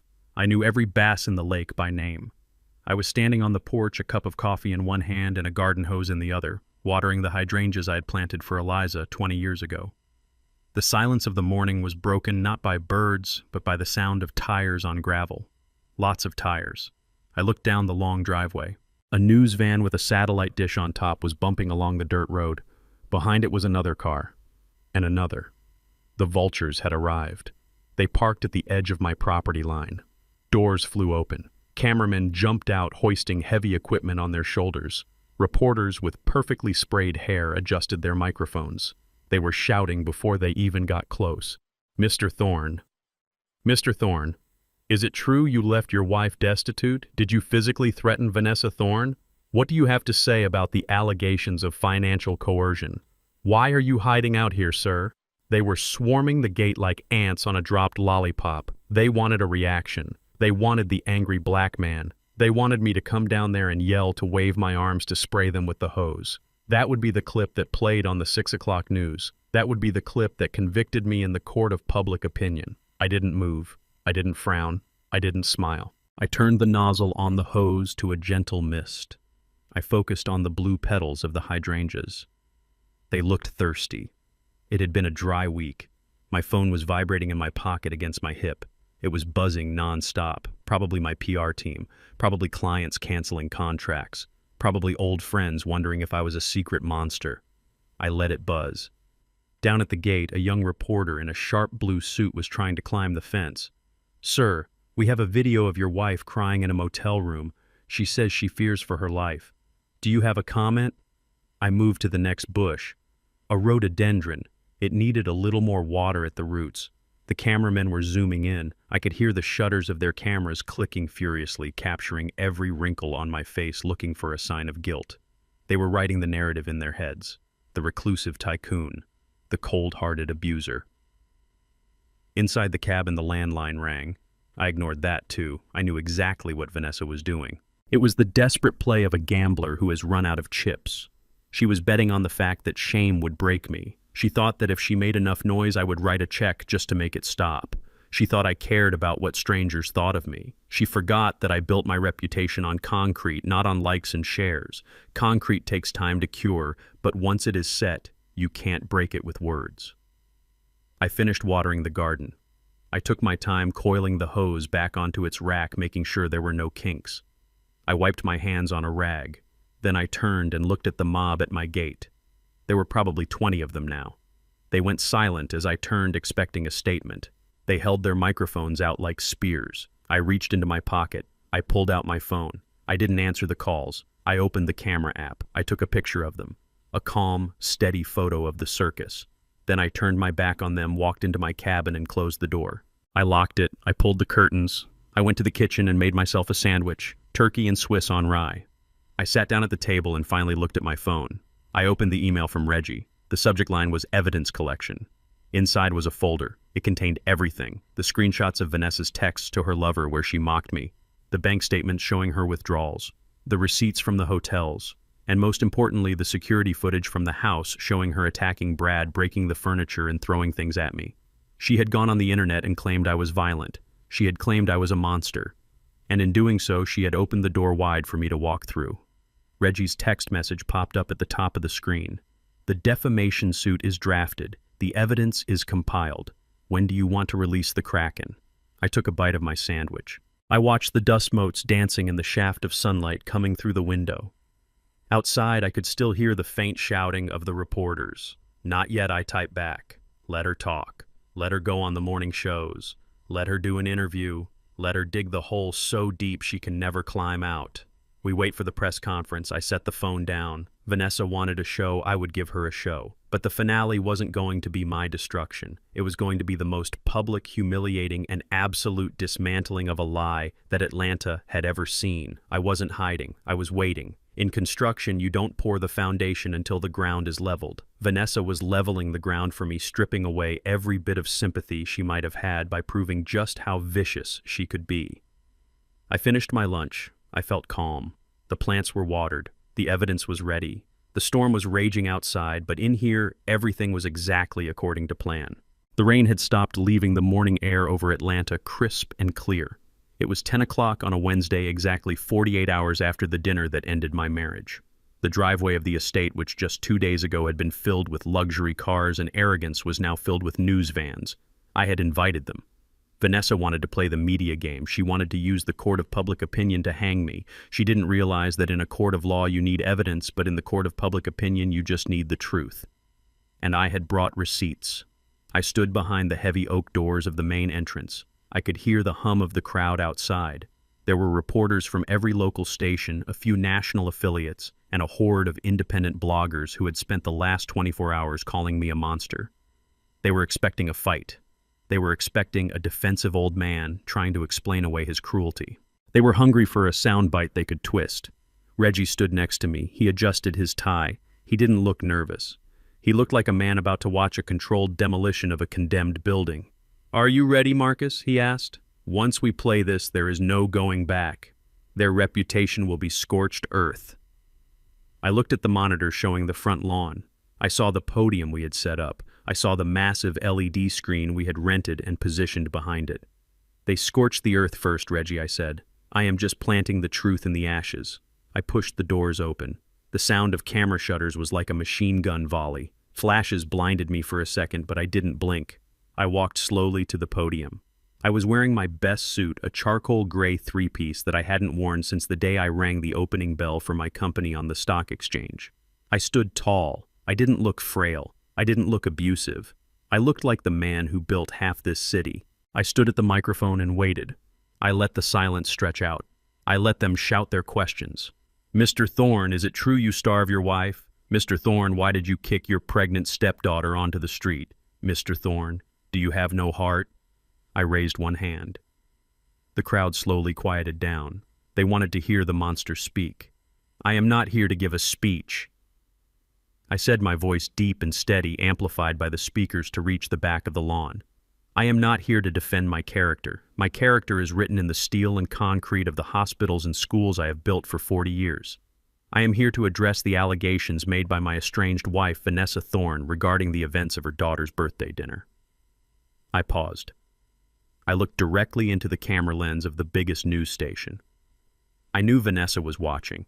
I knew she was sitting in that motel room, huddled around a phone with Chloe and Brad, waiting for me to crumble. "Vanessa claimed I abandoned them without cause," I continued. "She claimed I was a tyrant who demanded total control. She claimed I silenced them. Today, I am going to let them speak." I stepped back from the podium and pointed to the massive screen behind me. Reggie hit the button. The screen flickered to life. The timestamp showed Tuesday, 7:15 p.m. The audio was crystal clear. It was the security footage from the dining room. A gasp went through the crowd of reporters as the image stabilized. They saw the opulent table. They saw the wine. They saw me sitting quietly. And they saw Chloe. The audio boomed across the lawn. "Is this a joke?" Chloe's voice rang out shrill and mocking. 25,000, Marcus. Seriously.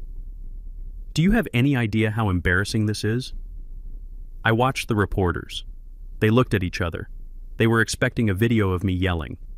Instead, they were watching a young woman sneer at a gift that was more than most people earn in a year. The video continued. Brad's voice filled the air. "You possess a very old-school blue-collar mindset. We don't need your little rainy day fund." I saw a reporter in the front row, a woman who had written a scathing article about me that morning, lower her notepad. Her jaw was tight. She looked offended. Then came the kicker. Vanessa's voice. "You are just the provider. So don't correct her. Stay in your lane." The video ended with me quietly standing up and walking away. No yelling, no violence. Just a man accepting his dismissal. The screen went black. The silence on the lawn was heavy. It was the silence of shame. The mob realized they had been protecting the wolves, not the sheep. I stepped back to the microphone. "Stay in your lane," I repeated. "That is what my wife told me. She told me my role was to pay the bills and keep my mouth shut. She told the world I was abusive because I finally decided to close the checkbook." I looked around. "But there is one more thing," I said. Vanessa claimed in her live stream that she and her family were victims of my financial control. She claimed they were destitute. She claimed her son-in-law Brad was a brilliant businessman that I was jealous of. I nodded to Reggie. A new image appeared on the screen. It wasn't a video this time. It was a spreadsheet, a bank statement. "This," I said, pointing to the screen, "is the statement for a supplementary American Express black card I issued to Brad 6 months ago for business expenses related to his startup. He told me he needed it for server costs and marketing." The numbers on the screen were highlighted in red. $198,000, I read aloud. "Spent in 6 months. I let that number sink in. "But look at the vendors," I said. The camera zoomed in on the screen. The reporters squinted. Sugarbaby.com, premium subscription. The Sapphire Club, VIP room. Venmo transfer, Tiffany rent. Venmo transfer, Crystal car note. Cartier. Bracelet. Not purchased for Chloe. The crowd erupted. It wasn't just murmurs anymore. It was audible gasps. I turned back to the microphone. "My wife stood by this man," I said, my voice hardening. "She told me I was jealous of his intellect. She watched him insult me at my own table. She called me a monster for cutting him off. But while she was playing the victim, her son-in-law was using my money. Money I earned sweating in the sun to finance a lifestyle that had nothing to do with business and certainly nothing to do with his pregnant wife. I imagined the scene in the motel room right now. I imagined Chloe staring at the screen. I imagined the color draining from Brad's face. I imagined Vanessa realizing that the son-in-law she had championed, the man she had chosen over me, had played her for a fool. I didn't have to say anything else. The evidence spoke for itself. The abusive husband was actually the bankroll for a cheating, lying parasite. The victim wife was an enabler who bit the hand that fed her, and the innocent daughter was married to a man who was spending her inheritance on other women. I looked at the cameras one last time. "I am evicted from their lives just as they asked," I said. "And now I am evicting them from my narrative. The house behind me will be turned over to the Eliza Thorne Trust on Friday. It will be an orphanage. It will house children who actually understand the value of a roof over their heads." I turned to walk away. "Mr. Thorne. Mr. Thorne." The reporters were screaming now, but the tone had changed. They weren't accusing anymore. They were apologizing. They were asking for clarity. They were shouting questions about Brad's embezzlement. I didn't stop. I walked back through the heavy oak doors. Reggie followed me and closed them with a solid thud that shut out the noise of the world. We stood in the foyer. The house was quiet. I took a deep breath. "Did you see the look on the reporter's face when the Venmo transactions came up?" Reggie asked, a small smile playing on his lips. "I saw it," I said. But I was thinking about something else. I was thinking about the motel room. I knew exactly what was happening there. The video had done what I couldn't. It had destroyed the alliance. Vanessa wouldn't be comforting Chloe right now. Chloe wouldn't be crying on Brad's shoulder. They would be tearing each other apart. Brad had stolen $200,000 of my money, sure, but in their eyes, he had stolen their money. He had stolen the money Chloe thought was hers. He had stolen the security Vanessa thought she had secured. The press conference was the public execution of their reputation. But the private execution was happening right now in a cheap room with thin walls where three greedy people were finally realizing that when you lie down with dogs, you don't just get fleas. You get eaten alive. I loosened my tie. "Reggie," I said, "call the sheriff. Tell him he might want to send a patrol car to the Motel 6 off the interstate." "Why?" Reggie asked. "Because," I said, walking toward the kitchen to pour myself a drink. "I have a feeling there is about to be a domestic disturbance. And for the first time in 5 years, it won't be my problem to fix." The fallout from my press conference didn't take long to reach the rot in the center of their new life. While I was pouring a drink in the quiet sanctuary of my home, the scene inside that cramped, mildew-smelling apartment on the outskirts of Decatur was turning into a war zone. I wasn't there to see it, but the police report, the witness statements from the neighbors, and the sheer predictability of their greed painted a picture so vivid I could see every frame. They had retreated to the apartment after the press conference, huddled together like rats on a sinking ship. They thought the humiliation was the worst part. They thought the public shame was the bottom. But then Vanessa checked her phone. She saw the screenshot of the bank statement I had flashed on the giant LED screen. She saw the numbers. $198,000. She saw the names: Crystal, Tiffany, the Sapphire Club. For a woman like Vanessa, money was the only language she understood, and she just realized that while she was begging me for scraps, her son-in-law had been feasting on the main course. It started with a scream that tore through the thin, dry wall of the complex. Vanessa didn't just confront Brad, she launched herself at him. She was no longer the composed socialite who sipped tea at the botanical gardens. She was a woman who had lost everything, realizing the thief was sitting on her second-hand sofa drinking a beer. She threw her phone at him. It hit him square in the chest. "You stole it!" she shrieked, her voice reaching a pitch that made the dogs in the complex start barking. "You stole my money. That was my money, Brad. Marcus gave that card to the family. That was our safety net. And you spent it on strippers. You spent it on whores while we are living in this dump." Brad didn't even flinch. He was drunk.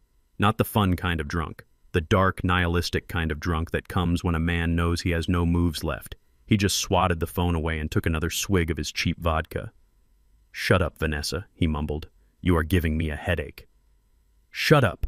Vanessa lunged at him. She grabbed the lapels of his wrinkled suit jacket, the same suit he had worn to get thrown out of my office. She shook him with a strength born of pure hysteria. "You ruined us. I defended you. I told Marcus you were a genius. I told the world you were the victim, and you were laughing at us. You were buying Cartier bracelets for a girl named Crystal while my daughter was wearing last season's shoes." She slapped him. It was a messy, open-handed slap that left a red mark on his pale cheek. "Give it back," she screamed. "You have it somewhere. You have cash hidden. Give it to me. We need to leave. We need to get out of this city." Brad laughed. It was a wet, ugly sound. "It is gone, Vanessa," he sneered, pushing her hands off him. "It is all gone. Champagne is expensive. The VIP room isn't free. You, of all people, should know that luxury costs money." Chloe was standing in the corner of the kitchenette. She was trembling. She had watched the press conference, too. She had seen the names on the list. But denial is a powerful drug, and Chloe had been overdosing on it for years. She looked at her husband, the man she thought was her prince, and she tried to find a way to make it not true. "Mom, stop," Chloe whimpered, stepping forward. "He is stressed.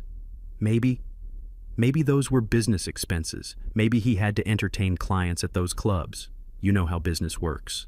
Vanessa spun around and looked at her daughter like she was insane. "Business expenses," Vanessa yelled. "Sugarbaby.com is not a business expense, you stupid girl. He was cheating on you. He was paying women to sleep with him using your stepfather's money." "Wake up! Don't talk to him like that," Chloe shouted back, her voice cracking. She stepped between Vanessa and Brad, spreading her arms to protect him. "He loves me. We are a team. We are going to get through this. Marcus is just trying to divide us." Brad looked up at Chloe. He looked at her tear-stained face, her messy hair, her desperate, pathetic need to be loved. And something inside him finally snapped. The mask didn't just slip. It shattered. He stood up. He swayed slightly on his feet. He looked at Chloe with eyes so cold they could freeze hell over. "Love you," he repeated, his voice dripping with venom. "You think I love you?" Chloe froze. The air in the room seemed to vanish. "Of course you do," she whispered. We are soulmates. Brad started to laugh again, louder this time. He looked at Vanessa, then back at Chloe. I never loved you, Chloe, he said, stepping closer to her. I tolerated you. There is a difference. You are boring. You are vapid. You have the personality of a wet paper towel. The only thing interesting about you was your last name. Chloe shook her head, tears flying from her eyes. No, Brad, don't say that. You are drunk. I am drunk, Brad agreed. But I am also honest. Finally. Do you really think a guy like me would look at a girl like you if her daddy wasn't Marcus Thorne? I didn't marry you for your looks. I didn't marry you for your mind. I married the access. I married the black card. I married the inheritance. He took a step forward, forcing Chloe to step back. I loved the wallet, Chloe, he spat, pointing a finger in her face. I loved the vacations. I loved the connection. I loved the way doors opened when I said I was your husband. But you were just the admission price, and now that the wallet is closed, you are just a nagging, useless weight around my neck. No, Chloe screamed. She covered her ears. Stop it. You are lying. I am not lying, Brad roared. I spent every dime of that money on women who actually knew how to please a man. Women who didn't whine about their manicures. Women who didn't need their mommy to fight their battles. And it was worth every penny. Vanessa let out a feral growl and charged at him again. You bastard! She clawed at his face, her nails digging into his skin. Brad stumbled back, tripping over the coffee table. He fell, dragging Vanessa down with him. They rolled on the dirty carpet, a tangle of limbs and curses. It was the end of dignity, the end of the upper crust facade. Just two desperate animals fighting in the mud. Stop it, Chloe screamed, diving into the fray to pull her mother off. Brad scrambled to his feet. He was bleeding from a scratch on his cheek. His eyes were wild. He shoved Vanessa away. Then he turned and saw Chloe reaching for him, trying to calm him down.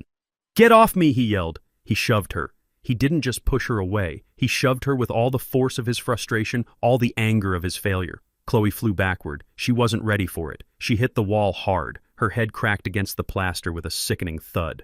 She slid down to the floor and lay there dazed, a trickle of blood starting to mat her hair. The room went silent. Brad stood there breathing heavily, his hands still raised. He looked at Chloe on the floor. He looked at Vanessa, who was staring at him in horror. You hurt her, Vanessa whispered. She tripped. Brad stammered, backing away. I didn't mean to. She tripped, but the silence was broken by a pounding on the door. Not a polite knock. A police knock. Open the door. Police. The neighbors had heard everything. The screaming, the crashing furniture, the thud against the wall. People in that complex didn't call the cops for noise complaints, but they called them for violence. Brad looked at the door. He looked at the window, thinking about running. But they were on the ground floor, and the flashing blue lights were already painting the blinds in a strobe of guilt. The door burst open. The landlord had given them the key. 3 officers stormed in, tasers drawn. They saw the scene, the overturned furniture, the broken glass. Vanessa on her knees, bruised and disheveled. Chloe slumped against the wall, bleeding. And Brad standing in the middle of it all, smelling like a distillery. Get on the ground, the lead officer shouted. Brad raised his hands. I can explain, he whimpered. It is a misunderstanding. Do you know who I am?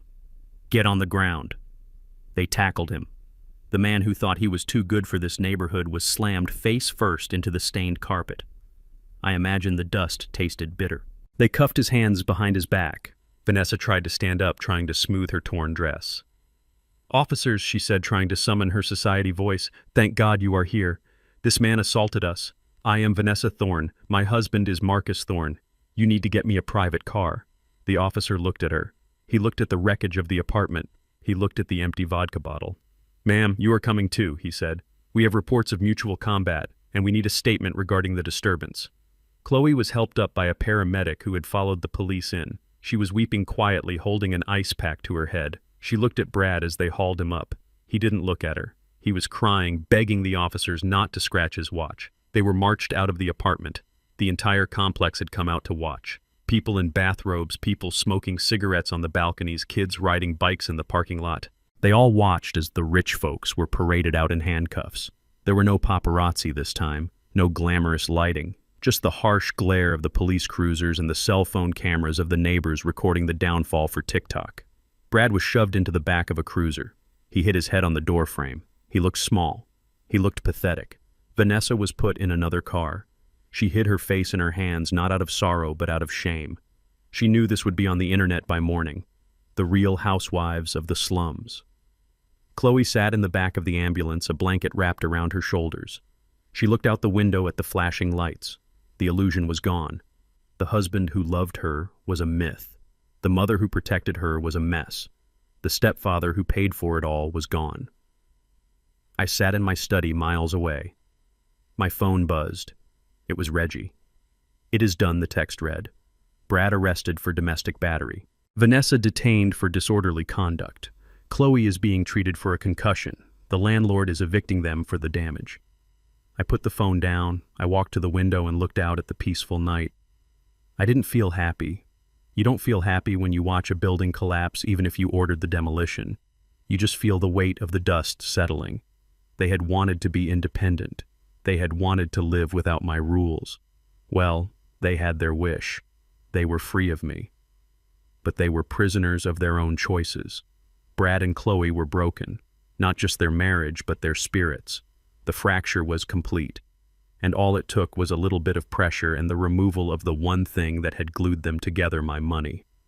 I turned off the lights. It was time to sleep. Tomorrow was a new day, and I had a feeling it would be a very quiet one. Finally. The clock on the dashboard of my truck clicked from 4:59 to 5 o'clock. It was Friday. The deadline had arrived. The 48 hours I had given them to vacate the premises had dissolved into history, just like my marriage. I wasn't alone. Parked next to me was Sheriff Jim Miller, a man I had known since we played high school football together in the mud of East Atlanta. Jim wasn't there as a favor. He was there as an officer of the law to enforce a court order issued by the trustees of the Eliza Thorne estate. I stepped out of the truck. The heavy thud of my boots on the pavement was the only sound in the humid afternoon air. The birds had stopped singing, as if they knew that the time for noise was over and the time for judgment had begun. Jim stepped out of his cruiser, adjusting his belt. He didn't look happy. No man enjoys evicting a woman, even if that woman deserves it. We walked up the long driveway together. The house looked different. Just a week ago, it had been a fortress of arrogance glowing with lights and laughter. Now it looked like a tomb. There were drag marks on the gravel where moving trucks had hastily loaded boxes. A few discarded items, a broken lamp, a torn dress bag littered the lawn debris from a ship that had sunk fast. Jim reached the front door first. He didn't knock. The time for knocking was over. He tried the handle. It was unlocked. We pushed the double doors open. The air inside was stale. It smelled of cardboard and panic. The foyer, usually pristine, was a mess of packing tape and dust bunnies. And there, sitting on a suitcase in the middle of the grand hallway, was Vanessa. She looked up as we entered. I almost didn't recognize her. The woman who had spent 5 years looking down her nose at waiters and clerks was gone. In her place was a frantic, disheveled creature. Her hair was pulled back in a messy bun. She was wearing jeans and a t-shirt, clothes I hadn't seen her wear since before we were married. Her eyes were red and swollen, rimmed with dark circles that no concealer could hide. She didn't stand up. She couldn't. She just looked at me, and then she looked at the sheriff. "It is 5 o'clock, Vanessa," I said. My voice wasn't loud. It didn't bounce off the walls. It was absorbed by the emptiness of the house. "Marcus," she whispered. Her voice was cracked dry. "Marcus, please. I have nowhere to go. The motels are full. My credit cards are still frozen. You can't do this." I walked past her. I wasn't there to negotiate. I was there to inspect the asset. I walked into the living room. The paintings were gone, leaving pale rectangles on the walls like ghosts. The furniture was still there. The trust owned that, but the decorative pillows, the vases, the trinkets she had cluttered the space with were gone. It felt like the house could finally breathe again. Jim cleared his throat from the doorway. "Mrs. Thorne." Jim said, his voice professional but firm. "You have been served with an eviction notice. The deadline has passed. You are now trespassing on private property owned by the Eliza Thorne Trust. I need to ask you to vacate the premises immediately." Vanessa scrambled to her feet. She rushed toward me, not with anger this time, but with a desperation that was painful to watch. She grabbed my arm. Her grip was tight, her fingernails digging into my jacket. Marcus, listen to me, she pleaded, the words tumbling out of her mouth. I know I messed up. I know I said terrible things, but it wasn't me. It was Brad. He manipulated me. He told me you were holding us back. He told me he was going to make us billions. I was scared, Marcus. I was just trying to protect my daughter. You know how mothers are. I was blinded by him. I looked down at her hand on my arm. I didn't shake it off. I just looked at it until she felt the coldness of my stare and slowly let go. You were blinded? I asked. Yes, she cried, nodding frantically. Brad is a sociopath. You saw the bank statements. You saw what he did. He stole from you, and he stole from me emotionally. I am a victim here too, Marcus. I am just a woman who trusted the wrong man. But you are my husband. You promised to take care of me. Please give me another chance. I will sign anything. I will go to counseling. Just don't throw me out like this. She fell to her knees. It was a theatrical gesture, something she probably saw in a movie once. She clutched the hem of my jacket, sobbing into the fabric. I looked at Jim. He had turned away, giving us a moment of privacy, embarrassed by the display. I looked down at the top of Vanessa's head. I remembered the day I married her. I remembered thinking I had found a partner for my twilight years. I remembered how she smiled when I signed the deed that let her live here. And then I remembered the dinner. I remembered the sneer on her face when she told me to stay in my lane. I remembered the way she sipped her wine while her daughter insulted me. I remembered the silence when I asked for help. Get up, Vanessa, I said. She looked up, hope flashing in her eyes. She thought she had broken me. She thought the tears worked. I stepped back out of her reach. You are right about one thing, I said. Brad is a bad man. He is a thief and a liar. But he didn't make you say those things at dinner. He didn't make you look at me with contempt for 5 years. He didn't make you treat the staff like dirt. He didn't make you cheat on me with a personal trainer. Vanessa flinched. She opened her mouth to deny it, to spin another lie, but the look in my eyes stopped her. She knew I knew everything. And you say you were protecting your daughter? I asked, my voice dropping to a low rumble. You say you were just being a mother? Yes, she whispered. I love her. I laughed. It was a short, sharp sound. If you loved her, you would have taught her gratitude. If you loved her, you would have taught her that money is earned, not owed. But you didn't. You taught her that men like me are resources to be exploited. You taught her that appearance matters more than character. I leaned down so my face was level with hers. Do you remember what you told me at the table, Vanessa? Do you remember the specific instruction you gave me when I tried to explain the value of $1 to Chloe? She stared at me, trembling. She knew. You said she is not your daughter. Don't correct her. I stood up straight, towering over her. Well, Vanessa, I am listening to you. I am respecting your wishes. I am not correcting her. I am not saving her. I am not bailing her out of jail, and I am not paying for her lawyer, and I am certainly not saving you. But she is hurt. Vanessa wailed. She is in the hospital. Then go to her, I said. Go to the hospital. Sit by her bed. And when she wakes up and asks why her life fell apart, you can tell her the truth. Tell her it fell apart because her mother valued a country club membership more than a good man. I turned to Jim. Sheriff, I said. The property is ready to be secured. Jim stepped forward. Mrs. Thorne, it is time. Vanessa looked around the empty hallway one last time. She realized there was no white knight coming. There was no last-minute reprieve. The play was over. The curtain had fallen and the lights were out. She stood up slowly. She picked up her suitcase. It was heavy, but I didn't offer to carry it. I wasn't the porter anymore. She walked to the door. She paused on the threshold, the evening light framing her silhouette. She looked back at me. I loved you, Marcus. She lied. I know, I said. You loved what I could do for you. Goodbye, Vanessa. She walked out. Jim followed her, closing the heavy oak door with a click that sounded like a gunshot. I heard him lock it. I heard the deadbolt slide home. I was alone in the house. I walked through the rooms one last time. I walked into the kitchen where we used to eat breakfast in silence. I walked into the library where I used to sit alone while she hosted her parties.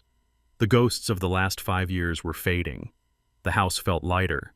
It felt like it was preparing itself for the children who would be coming soon. The orphans who would fill these rooms with noise and life, who wouldn't care about the brand of the furniture but who would be grateful for the safety of the walls. I walked out the back door, locking it behind me. I walked to my truck.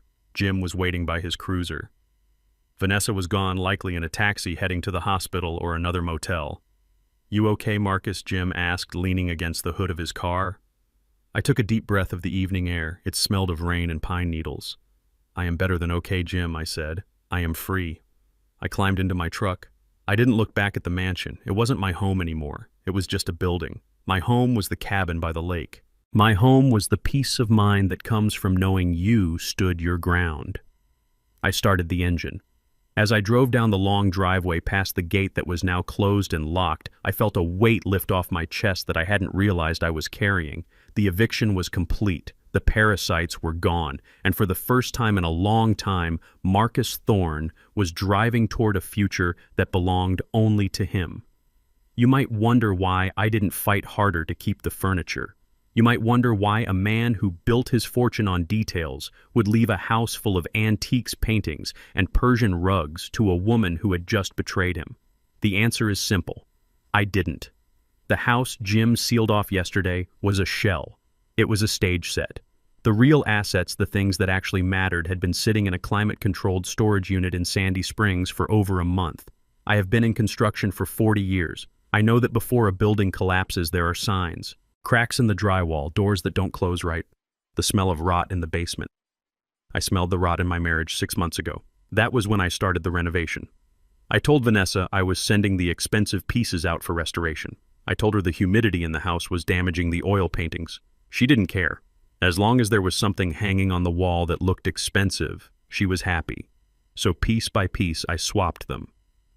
The Ming vase she broke, a $90 replica from Chinatown. The rug in the living room, a synthetic copy I ordered online.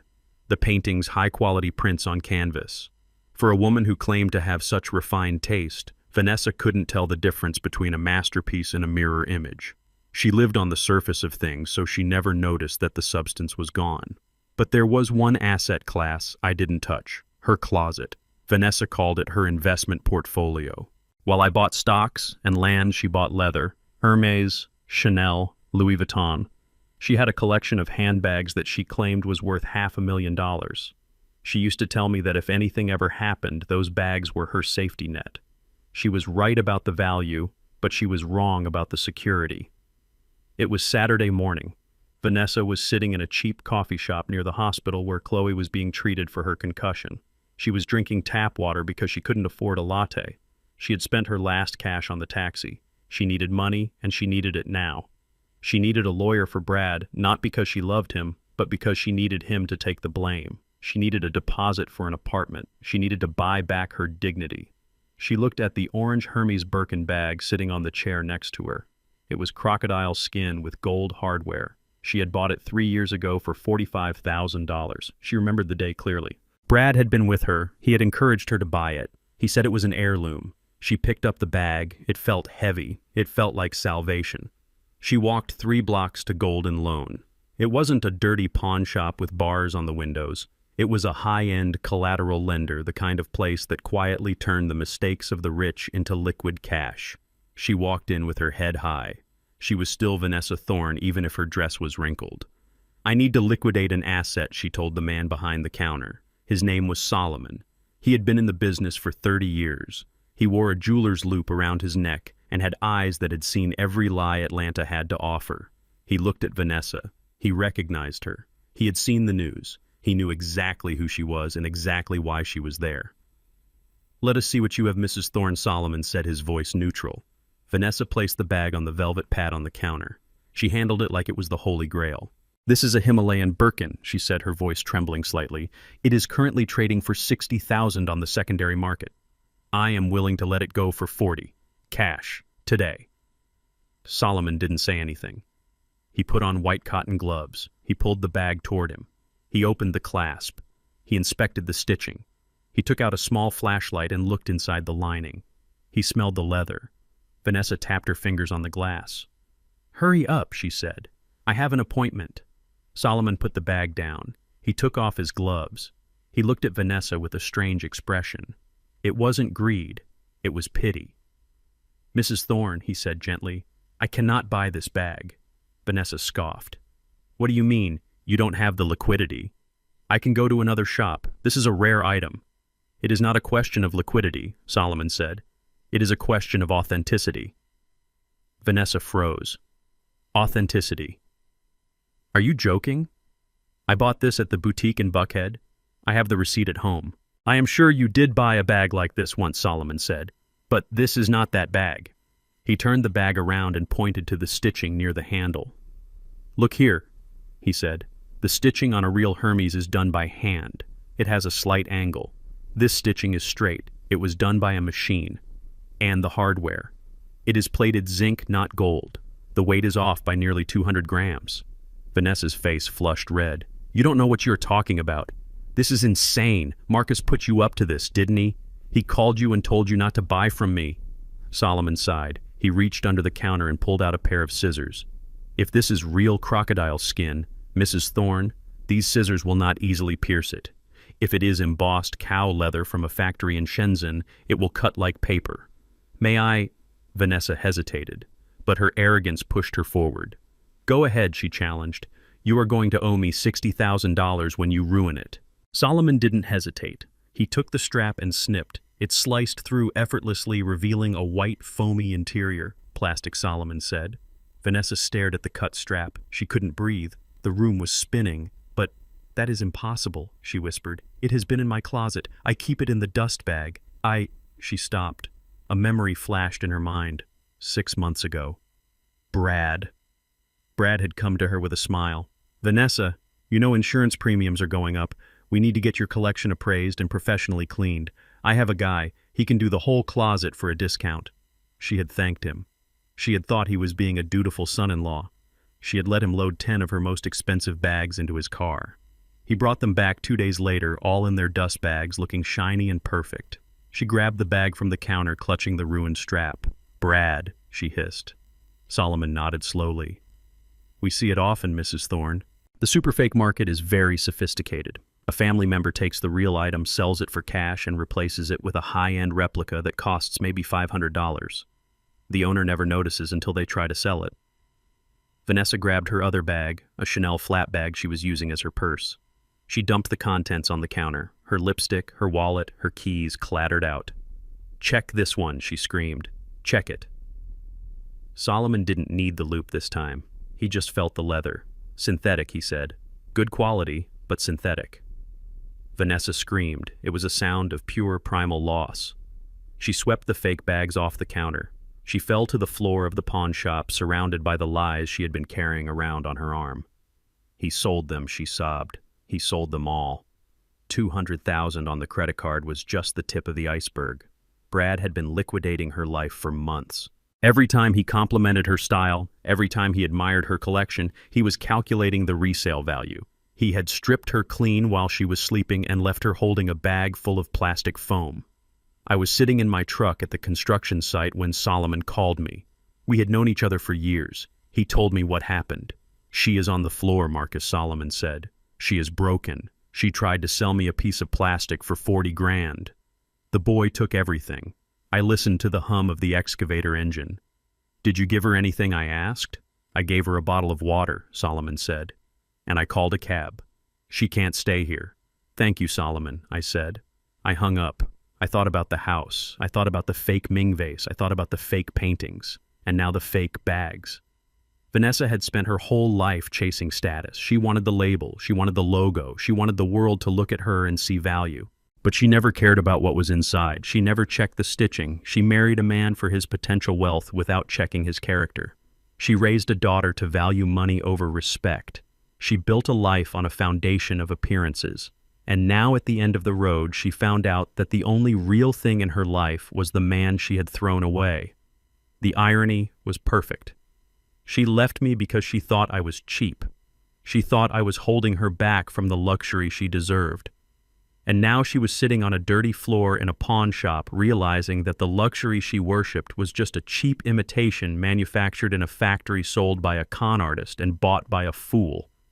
The hidden asset wasn't the gold or the cash I had moved out. The hidden asset was the truth. It had been there all along, hiding in plain sight, waiting for the moment when the light hit it just right. And today, under the fluorescent lights of a pawn shop, the truth finally shined. Everything she had was fake, except the pain. The pain was 100% authentic.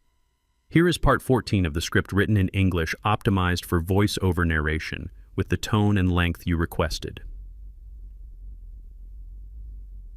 They say that nature abhors a vacuum. When you remove something, something else rushes in to fill the space. I had removed the noise. I had removed the greed.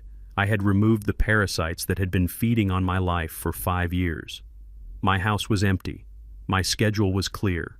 My bank accounts were secure. But a man does not build an empire just to let it collect dust. A man builds an empire to pass it on.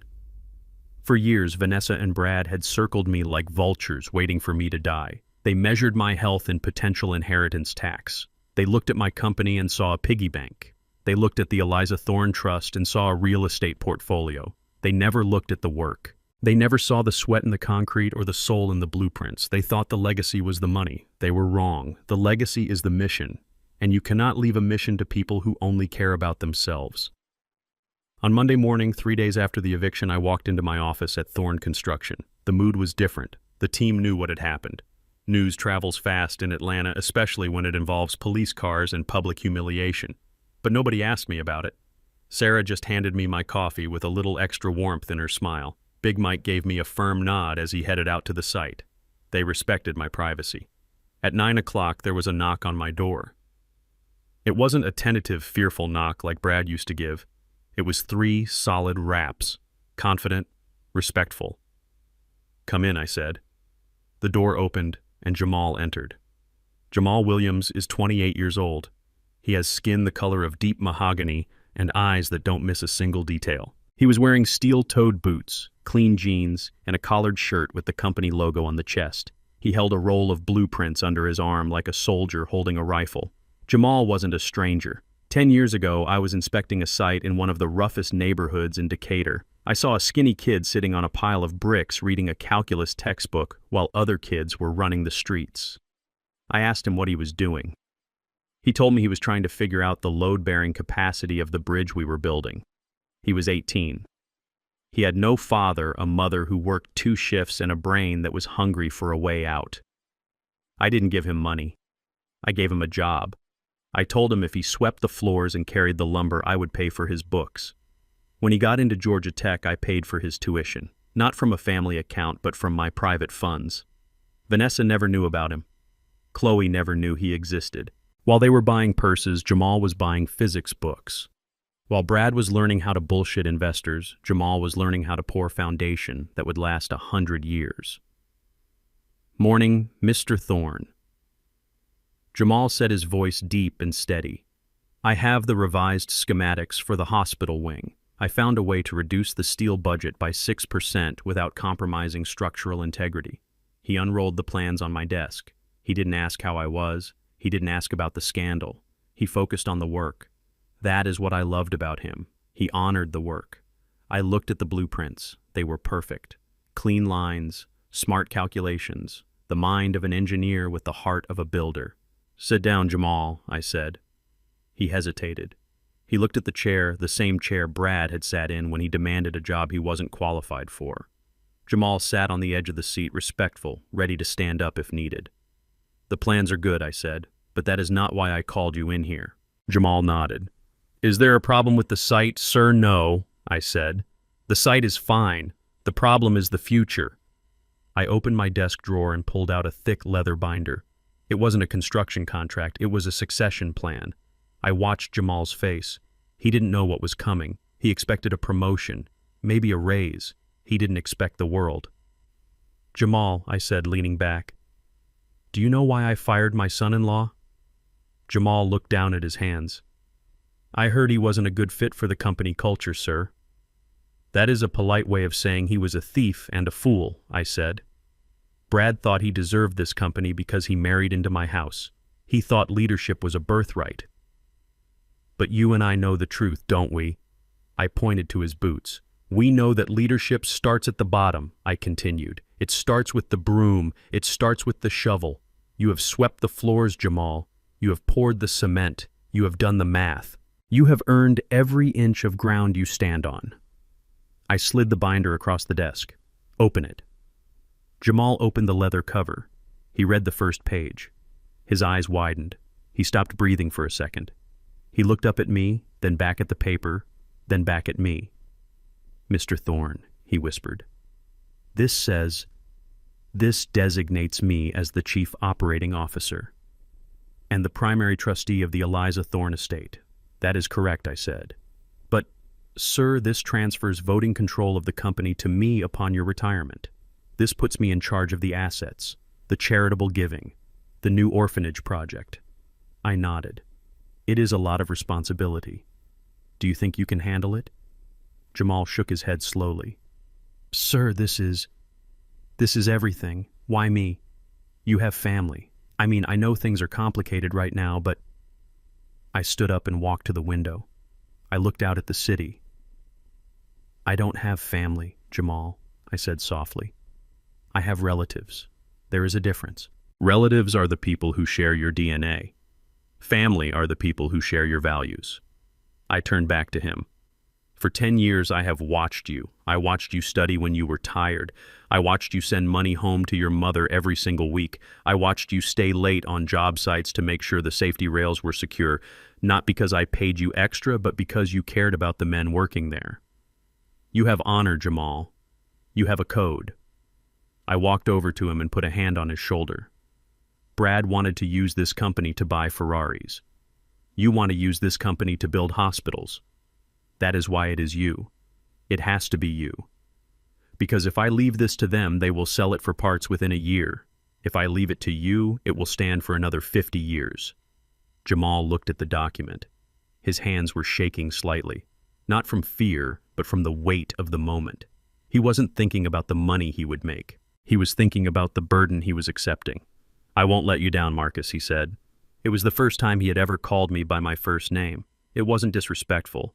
It was the shift of a relationship from master and apprentice to father and son. "I know you won't," I said. "There is one more thing," I added.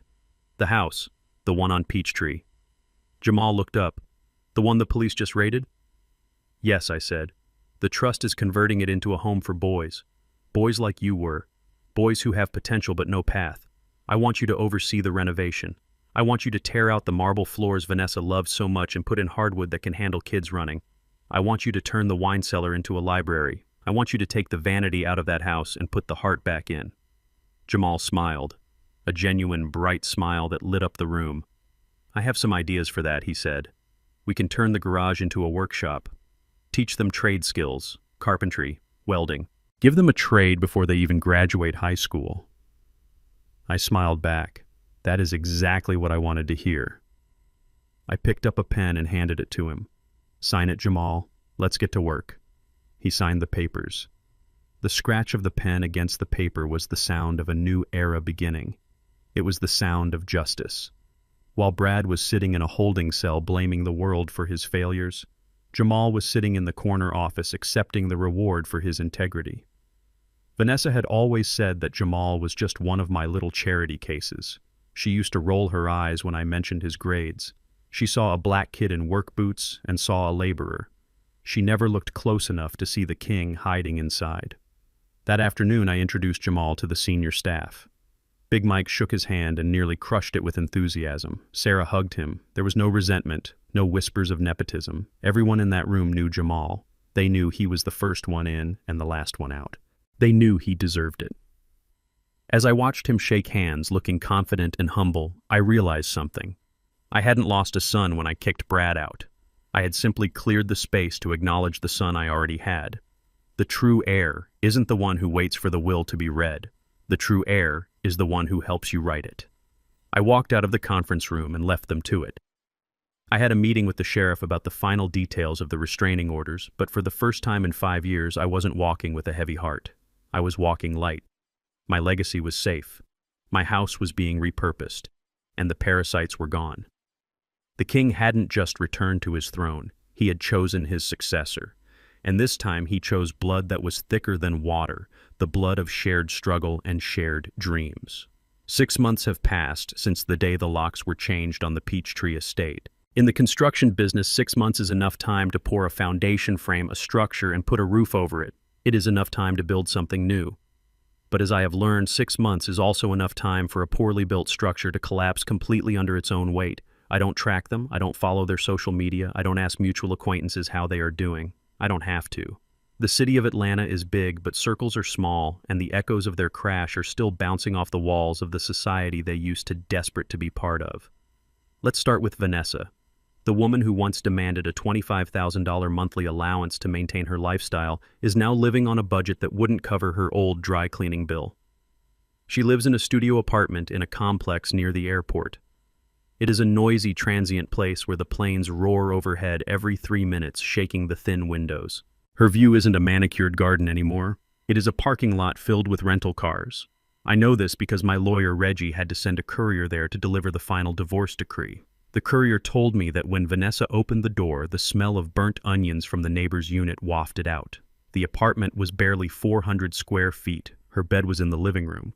Her kitchen was a hot plate in the corner. But the real tragedy isn't where she lives. It is what she does. Vanessa, the woman who claimed she was too refined to work, the woman who looked down on the staff who cleaned her floors, is now a sales representative for a multi-level marketing cosmetics company. She walks door to door in neighborhoods she used to sneer at, carrying a heavy case filled with cheap creams and lipsticks that promise eternal youth. Last week she tried to sell her products at a local salon.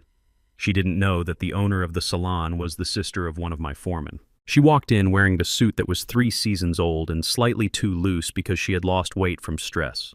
She started her pitch. She put on that fake bright smile, the same smile she used to give me when she wanted money.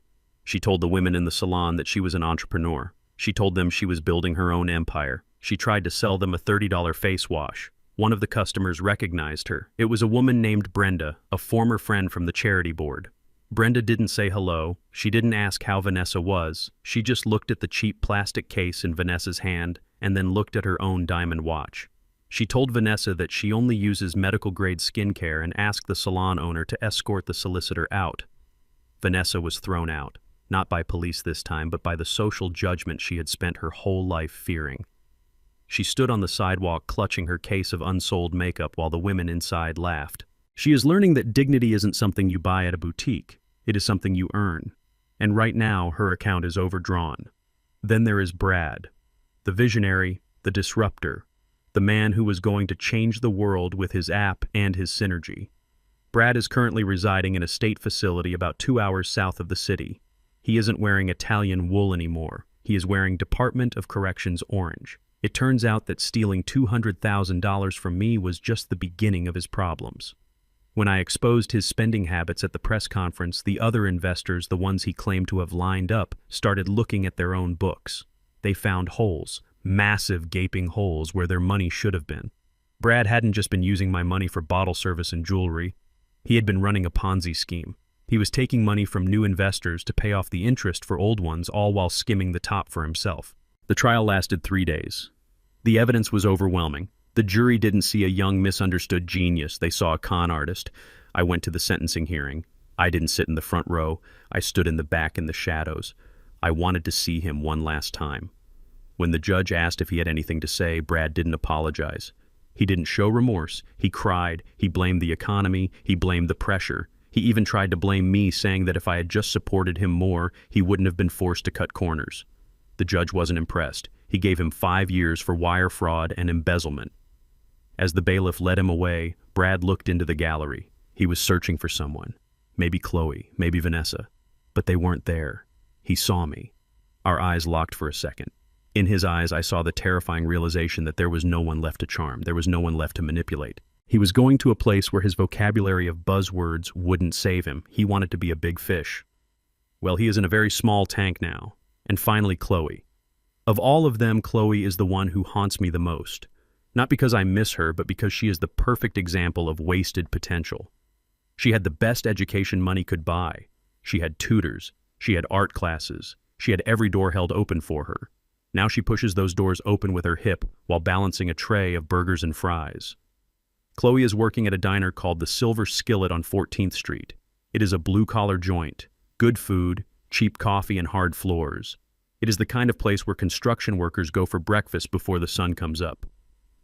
I know this because I built it. 20 years ago, my crew poured the foundation for that diner. We framed the walls, we hung the lights. There is a small brass plaque by the door, tarnished by time, that says "Built by Thorn Construction, 1998." Chloe walks past that plaque 50 times a day. She dropped out of her master's program 2 weeks after the eviction. The university wouldn't let her continue without payment, and she certainly couldn't pay. She tried to find a job in an art gallery, but without the Thorn name attached to her resume, nobody was interested in an assistant with no experience and an attitude problem. So she took the only job she could get. She wears a polyester uniform that smells like grease. Her hair, once blown out at the best salons, is tied back in a messy ponytail. Her nails, which used to be long and perfectly painted, are short and chipped. A friend of mine, a project manager named Sam, saw her there last Tuesday. He said she looked tired. Not the tired of a bad night's sleep, but the bone-deep exhaustion of someone who is on their feet for 10 hours a day for minimum wage plus tips. Sam sat in her section. She didn't recognize him. She came over to the table, pulling a notepad from her apron. She didn't smile. She didn't offer a recommendation. She just asked what he wanted. Sam ordered the special. When she brought it, she spilled a little bit of coffee on the table. In her old life, if a waiter had done that, Chloe would have demanded to see the manager. She would have called the server incompetent. She would have made a scene. But this time, she just flinched. She looked terrified. She grabbed a rag and started wiping it up, apologizing profusely. "I am so sorry," she stammered. "Please don't tell the owner. I can't lose this shift. I need the tips for rent." Sam told me he looked at her hands. They were red and chapped from the sanitizer in the dishwater. He saw a bandage on her finger. He left her a $20 tip on a $10 check. He said she looked at that $20 bill like it was a gold bar. She almost cried. $20. That used to be what she spent on a green juice. Now it was her grocery budget for 2 days. The irony is not lost on me. Chloe is finally working in a building I built. She is finally serving the kind of men I worked with my whole life. She is finally understanding that the food on the table doesn't appear by magic. It appears because someone sweat for it. She is living the life she mocked. She is serving the class of people she despised. And every time she walks through that front door, she has to look at my name on the wall. I don't wish them harm. I really don't. I don't want them to starve or to suffer physically. But I do find a deep, quiet satisfaction in the symmetry of it all. The universe has a way of balancing the books.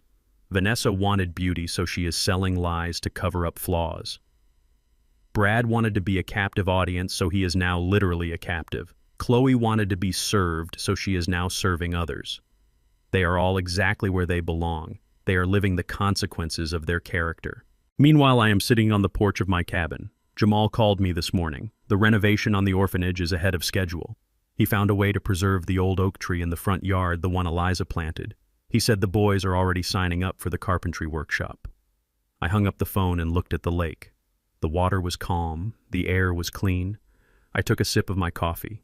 It tasted better than any vintage wine I ever drank at that mahogany table. I have lost a wife, a stepdaughter, and a son-in-law. But I have gained a son, a legacy, and my freedom. The ledger is balanced. The debt is paid. And for the first time in my life, I am not building for someone else. I am just living. And that, my friends, is the richest feeling in the world. The mist was rising off the surface of the lake, swirling like white smoke against the dark green of the pines. It was 6 a.m. At this hour, the only sound in the world was the rhythmic chirp of crickets and the occasional splash of a bass jumping for a fly. There were no sirens here. There were no reporters shouting questions. There were no cell phones buzzing with demands for money. There was just the water, the trees, and the old wooden dock that I had built with my own 2 hands 30 years ago. I sat on a folding canvas chair, a thermos of black coffee beside me. My hands, once calloused from laying bricks and later softened by years of signing checks, were rough again. I was holding my favorite fishing rod, an old, ugly stick that had seen more sunrises than most people have seen paychecks. This cabin was the one thing Vanessa hated the most. She called it the shack. She refused to sleep here because there was no room service, the sheets were cotton instead of silk, and the internet connection was spotty. She said it smelled like old wood and bait. She was right. It did. To me, that is the smell of freedom. To her, it was the smell of poverty. She never understood that you can be poor in a palace and rich in a shack. I cast my line out. The lure hit the water with a soft plop, sending ripples outward in perfect concentric circles. I watched them expand, fading into the glass-like surface of the lake. For the last 5 years, my life had been a hurricane. I was constantly moving, constantly fixing, constantly paying. I was the captain of a ship that was taking on water, running from leak to leak, trying to keep a crew afloat that was drilling holes in the hull. But now the ship had gone down. The rats had swum away, and I was sitting on the shore watching the sun paint the sky in shades of purple and gold. I heard tires crunching on the gravel driveway behind the cabin. I didn't turn around. I knew the sound of that engine. It wasn't a sleek sports car or a luxury SUV. It was a Ford F-150, reliable and sturdy. I heard a car door close. Then the heavy, deliberate footsteps of work boots on the wooden planks of the dock. Jamal walked up beside me. He didn't say a word. He just set down a paper bag that smelled like fresh biscuits and sausage. He unfolded the second canvas chair, the one I kept in the shed, and sat down. He opened his own thermos. The steam rose up and joined the mist on the lake. We sat there for 20 minutes in absolute silence. That is the thing about Jamal. He knows the value of silence. Brad used to fill every second with noise, talking about synergy and disruption and potential. He was afraid of silence because in the silence you have to face yourself. Jamal is comfortable in his own skin. "Nice cast," Jamal said quietly, watching my line bob in the water. "The wind is right today," I replied. We watched a heron take flight from the reeds on the far bank, its massive wings beating slowly against the air. "I saw the report from the site manager," I said, keeping my eyes on the water. "You finished the framing on the orphanage 3 days early." Jamal took a sip of his coffee. "The crew is motivated. They know what they are building. It is different when you are building a home for kids instead of a shopping mall. The energy is different." I nodded. "It is." He reached into the paper bag and handed me a biscuit wrapped in foil. "Eat Pops," he said. "You are losing weight." I took the biscuit. It was warm. Pops. He had started calling me that a few weeks ago. It wasn't a title he used to get something. It was a title he used because he felt it. And hearing it from him meant more to me than hearing it from Chloe ever could have. Jamal watched me eat for a moment, then he looked out at the lake. His face was serious. He had that furrow in his brow that he gets when he is calculating a load-bearing wall or a complex equation. "Can I ask you something, Pops?" he asked. I chewed slowly and swallowed. "You can ask me anything, son, except for my fishing spot coordinates. Those go to the grave." He smiled a little, but it faded quickly. "Are you sad?" he asked. I looked at him. "I mean really sad," Jamal continued. "I drove past the estate yesterday. It is empty. The garden is overgrown. The lights are off. That was your life for 5 years. You had a wife. You had a daughter in a way. You had a full house. And now, you are here. Alone." He gestured to the small cabin behind us with its peeling paint and mossy roof. "Don't you feel like you lost?" he asked. "I mean, I know they were toxic. I know they deserved it. But still, it is a lot of money, a lot of time, gone." I set the biscuit down on the small table between us. I reeled in my line a few feet, teasing the fish, feeling the tension of the water. I thought about his question. I thought about the nights I spent sleeping in the guest room because Vanessa was angry I wouldn't buy her a new car. I thought about the dinners where I was ignored. I thought about the way Chloe used to roll her eyes when I told a story. "Jamal," I said, my voice low and raspy, "let me tell you something about loss." I pointed to the tackle box at my feet. It was rusted and dented. "I lost a lure this morning. A good one. Cost me $5. It got snagged on a log underwater and the line snapped. Am I sad about that lure?" Jamal shook his head. "No. You can buy another one." "Exactly," I said. "Money is like that lure. You can always buy another one. You can always earn more." I lost money on Vanessa, sure. I lost the cost of the wedding. I lost the cost of the cars. I lost the cost of the renovation. But that is just paper. It is green paper with dead presidents on it. You can print more of it. Losing money is annoying, but it doesn't break a man. I looked at Jamal, locking eyes with him. But sadness. Sadness comes from losing something you can't replace. Sadness comes from losing your dignity. Sadness comes from losing your self-respect. I took a deep breath of the pine-scented air. For 5 years I was losing my self-respect, Jamal. Every time I let her talk down to me, I lost a piece of myself. Every time I let Brad treat me like an ATM, I lost a piece of my manhood. Every time I let Chloe ignore me, I lost a piece of my heart. I was bleeding out, drop by drop. I turned back to the lake. So to answer your question, no, I am not sad. I felt a tug on the line, a strong one. The tip of the rod bent. I didn't jerk it. I waited. "You know what I feel?" I asked. What Jamal whispered. "I feel light," I said. I started to reel in the fish. It was fighting, but I was patient. "I feel like I have been carrying a bag of wet cement on my shoulders for 5 years," I said, watching the line cut through the water. I carried it up the stairs. I carried it to dinner. I carried it to bed. It was so heavy, Jamal. It was crushing my spine. And I thought I had to carry it. I thought that was my job. I thought that was what being a husband meant. The fish broke the surface, a largemouth bass glistening green and gold in the morning sun. It splashed, fighting for its freedom.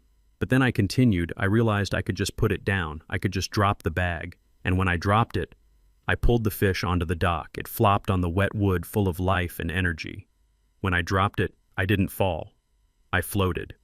I reached down and carefully removed the hook from the fish's lip. I held it in my hands for a second, admiring its strength. It was a survivor, just like me. I lowered the fish back into the water. It stayed there for a second, catching its breath, and then with a flick of its tail, it disappeared into the deep, dark water. Gone. Free. I wiped my hands on my jeans. "I am not lonely, Jamal," I said. "I have this lake. I have this cabin. I have my work. And I have you." I looked at him. "You are the son I should have had 40 years ago. You are the legacy. And this." I swept my hand across the horizon, taking in the trees, the water, the rising sun. "This is peace, and peace is expensive, son. It cost me a mansion and a marriage to buy this peace. But sitting here right now eating a cold biscuit with you, I think I got a bargain." Jamal smiled. A real smile. He understood. He reached into the bag and pulled out another biscuit. "It is sausage and egg," he said. "Sarah made them. She said if you don't eat both, she is coming down here to drag you back to the office herself." I laughed, a deep belly laugh that scared a flock of ducks off the water. "Don't mess with Sarah," I said, taking the biscuit. We sat there as the sun fully rose, burning off the last of the mist. The world was bright and clear. The shadows were gone. I thought about Vanessa in her studio apartment. I thought about Brad in his cell. I thought about Chloe in the diner. I hoped they would find their own peace one day. I hoped they would learn that you can't build a life on a foundation of lies. But that wasn't my job anymore. My job was finished. I leaned back in my chair and closed my eyes, feeling the warmth of the sun on my face. "So Pops," Jamal said, picking up his own fishing rod. "Are we going to catch anything today, or are we just going to talk philosophy?" I opened one eye. "The fish are biting," I said. "But you have to be patient. You have to wait for the right moment. Just like life," Jamal said. "Just like life," I agreed. I watched him cast his line. He had good form, strong, precise. He didn't need me to teach him how to fish anymore. He was ready. And as I sat there in the quiet morning of my new life, I realized that I wasn't an old man at the end of his story. I was a man who had just turned the page to the best chapter yet. The chapter where the hero stops fighting dragons and finally gets to rest in the garden he built. I am Marcus Thorne. I built skyscrapers. I built a fortune. But the hardest thing I ever built was my own self-respect. And looking at the calm water of the lake, I knew that this was a masterpiece that would last forever. They say that when you build a house, the most important part is the foundation because nobody sees it. For 5 years, I was the foundation of a family that didn't know I existed. They walked on my floors. They slept under my roof. They ate at my table. But they never looked down to see what was holding them up. They thought the floor was magic. They thought the roof was guaranteed. They thought the food just appeared. They treated the foundation like dirt, stomping on it, dirtying it, and eventually trying to dig it up. So I did the only thing a foundation can do when it is disrespected. I shifted. And when the foundation shifts, the house comes down. As I sit here by the lake, watching the sun dip below the tree line, I have been thinking a lot about the word provider. Society tells men that our value lies in what we can give. We are told to work hard, to earn, to sacrifice, to be the shield and the sword. And we do it gladly. We do it because we love. But somewhere along the way, the line gets blurred. We stop being the provider and we start being the product. Vanessa didn't marry a man. She married a lifestyle. To her, I wasn't Marcus Thorne, the man who likes fishing and hates cold coffee. I was Marcus Thorne, the access pass to the country club. I was the black card that never declined. I was the safety net that allowed her to live without consequences. And Chloe. She didn't see a father figure.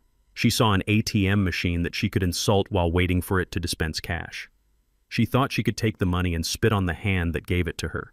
It is a painful thing to realize you are being used. It starts as a whisper in the back of your mind. You ignore it. You tell yourself they are just stressed. You tell yourself that is just how modern families are. You buy the expensive gifts to try and buy their affection. But you can't buy respect. Respect is the one currency that cannot be counterfeited. The night of the birthday dinner wasn't the cause of the eviction. It was just the moment the lights came on. When Vanessa told me to stay in my lane, she didn't realize that my lane was the only thing keeping her moving forward. She thought she was the driver. She forgot she was just a passenger in a car I paid for, fueled, and insured. Looking back, I don't feel anger toward them anymore. Anger is a hot emotion. It requires energy. What I feel is a distant, cold pity. They had it all. They had safety. They had love if they had wanted it. But they traded it for an illusion. Vanessa is out there somewhere selling cheap makeup and fake dreams, trying to convince strangers she is still important. She is chasing a reflection in a mirror that shattered a long time ago. Brad is in a cell learning that in the real world you can't talk your way out of math. The numbers always catch up to you. And Chloe is serving eggs to men who look just like me, finally learning the lesson I tried to teach her for 10 years. That work has dignity. That service has value. That you are not better than the person cleaning your floor. They are living the lives they earned. And I am living the life I built. People ask me if I am lonely. They see an old man in a cabin and they think it is a tragedy. They don't see Jamal coming over on Sundays with blueprints under his arm. They don't see the letters I get from the first group of boys moving into the Eliza Thorne home. They don't see the peace that fills this room when the sun goes down. I am not lonely. I am selective. There is a difference between being alone and being at peace. Being alone is a physical state. Being at peace is a spiritual victory. I have cleared the weeds from my garden. I have pulled up the roots that were poisoning the soil. And now, for the first time in years, I can watch new things grow. Jamal is the son of my spirit. He doesn't share my blood, but he shares my code. He understands that a man's word is his bond. He understands that you don't build a legacy by taking, you build it by creating. Watching him take over the company is the greatest joy of my career. I didn't just build buildings, I built a successor. And that is a structure that will outlast any skyscraper. The lesson I want to leave you with is simple. It is about the wallet versus the man. If people only love you when the wallet is open, they don't love you. They love the transaction. They are customers, not family. And the customer is not always right. Sometimes the customer is a thief. As men, we are terrified of closing the wallet. We are afraid that if we stop paying, we will stop mattering. We are afraid that if we say no, we will be abandoned. So we keep paying. We keep tolerating the disrespect. We keep swallowing the insults because we think that being a doormat is better than being alone. I am here to tell you that is a lie. The moment I closed my wallet was the moment I got my life back. The moment I stopped paying for their affection was the moment I realized I didn't need it. True power isn't about how much money you have. True power is the ability to walk away. True power is looking at the people who depend on you and saying, the price of my support is respect. If you cannot afford that price, then you cannot afford me. It is a terrifying thing to do. It feels like jumping off a cliff. But I promise you, you won't fall. You will fly. You will realize that the weight you were carrying wasn't keeping you grounded, it was holding you down. I look at my hands. They are old hands. They have scars. They have spots. But they are clean. They are free. They are no longer holding up a facade. They are holding a fishing rod. They are holding a cup of coffee. They are holding the future. My name is Marcus Thorne. I am not a wallet. I am not a bank account. I am a builder. And the most beautiful thing I ever built was my own freedom. To anyone listening who feels like they are just a paycheck to the people in their house, I want you to look in the mirror. Ask yourself what you are buying. Are you buying love or are you paying a ransom? If you have to pay to be treated like a human being, the price is too high. Close the account, change the locks, drive to the lake. The silence might scare you at first, but eventually you will hear the most important voice of all, your own. And it will tell you that you are enough, just as you are. Without the checkbook, without the title, just you. That is the peace I found, and it is waiting for you too. You just have to be brave enough to stop the transaction. Respect is a currency that takes a lifetime to earn, but only a second to lose. Marcus taught us that being a provider doesn't mean being a doormat. When you allow disrespect to sit at your table, it eventually eats your dignity. The moment his family saw him as nothing more than a bank account, they forfeited their right to his protection. True power isn't about shouting or fighting. It's about the ability to silently withdraw your support and let gravity do the rest. Never let anyone get comfortable with disrespecting you, no matter who they are. Thank you for listening to Marcus's story. If this story resonated with you, if you have ever felt undervalued or disrespected by the people you support, please hit that like button. It helps us share this message with more men who need to hear it. And tell me in the comments, have you ever had to cut someone off to save your own peace? I read every single comment. Don't forget to subscribe and turn on notifications so you never miss a story of justice and redemption. Until next time, stay strong and remember your worth.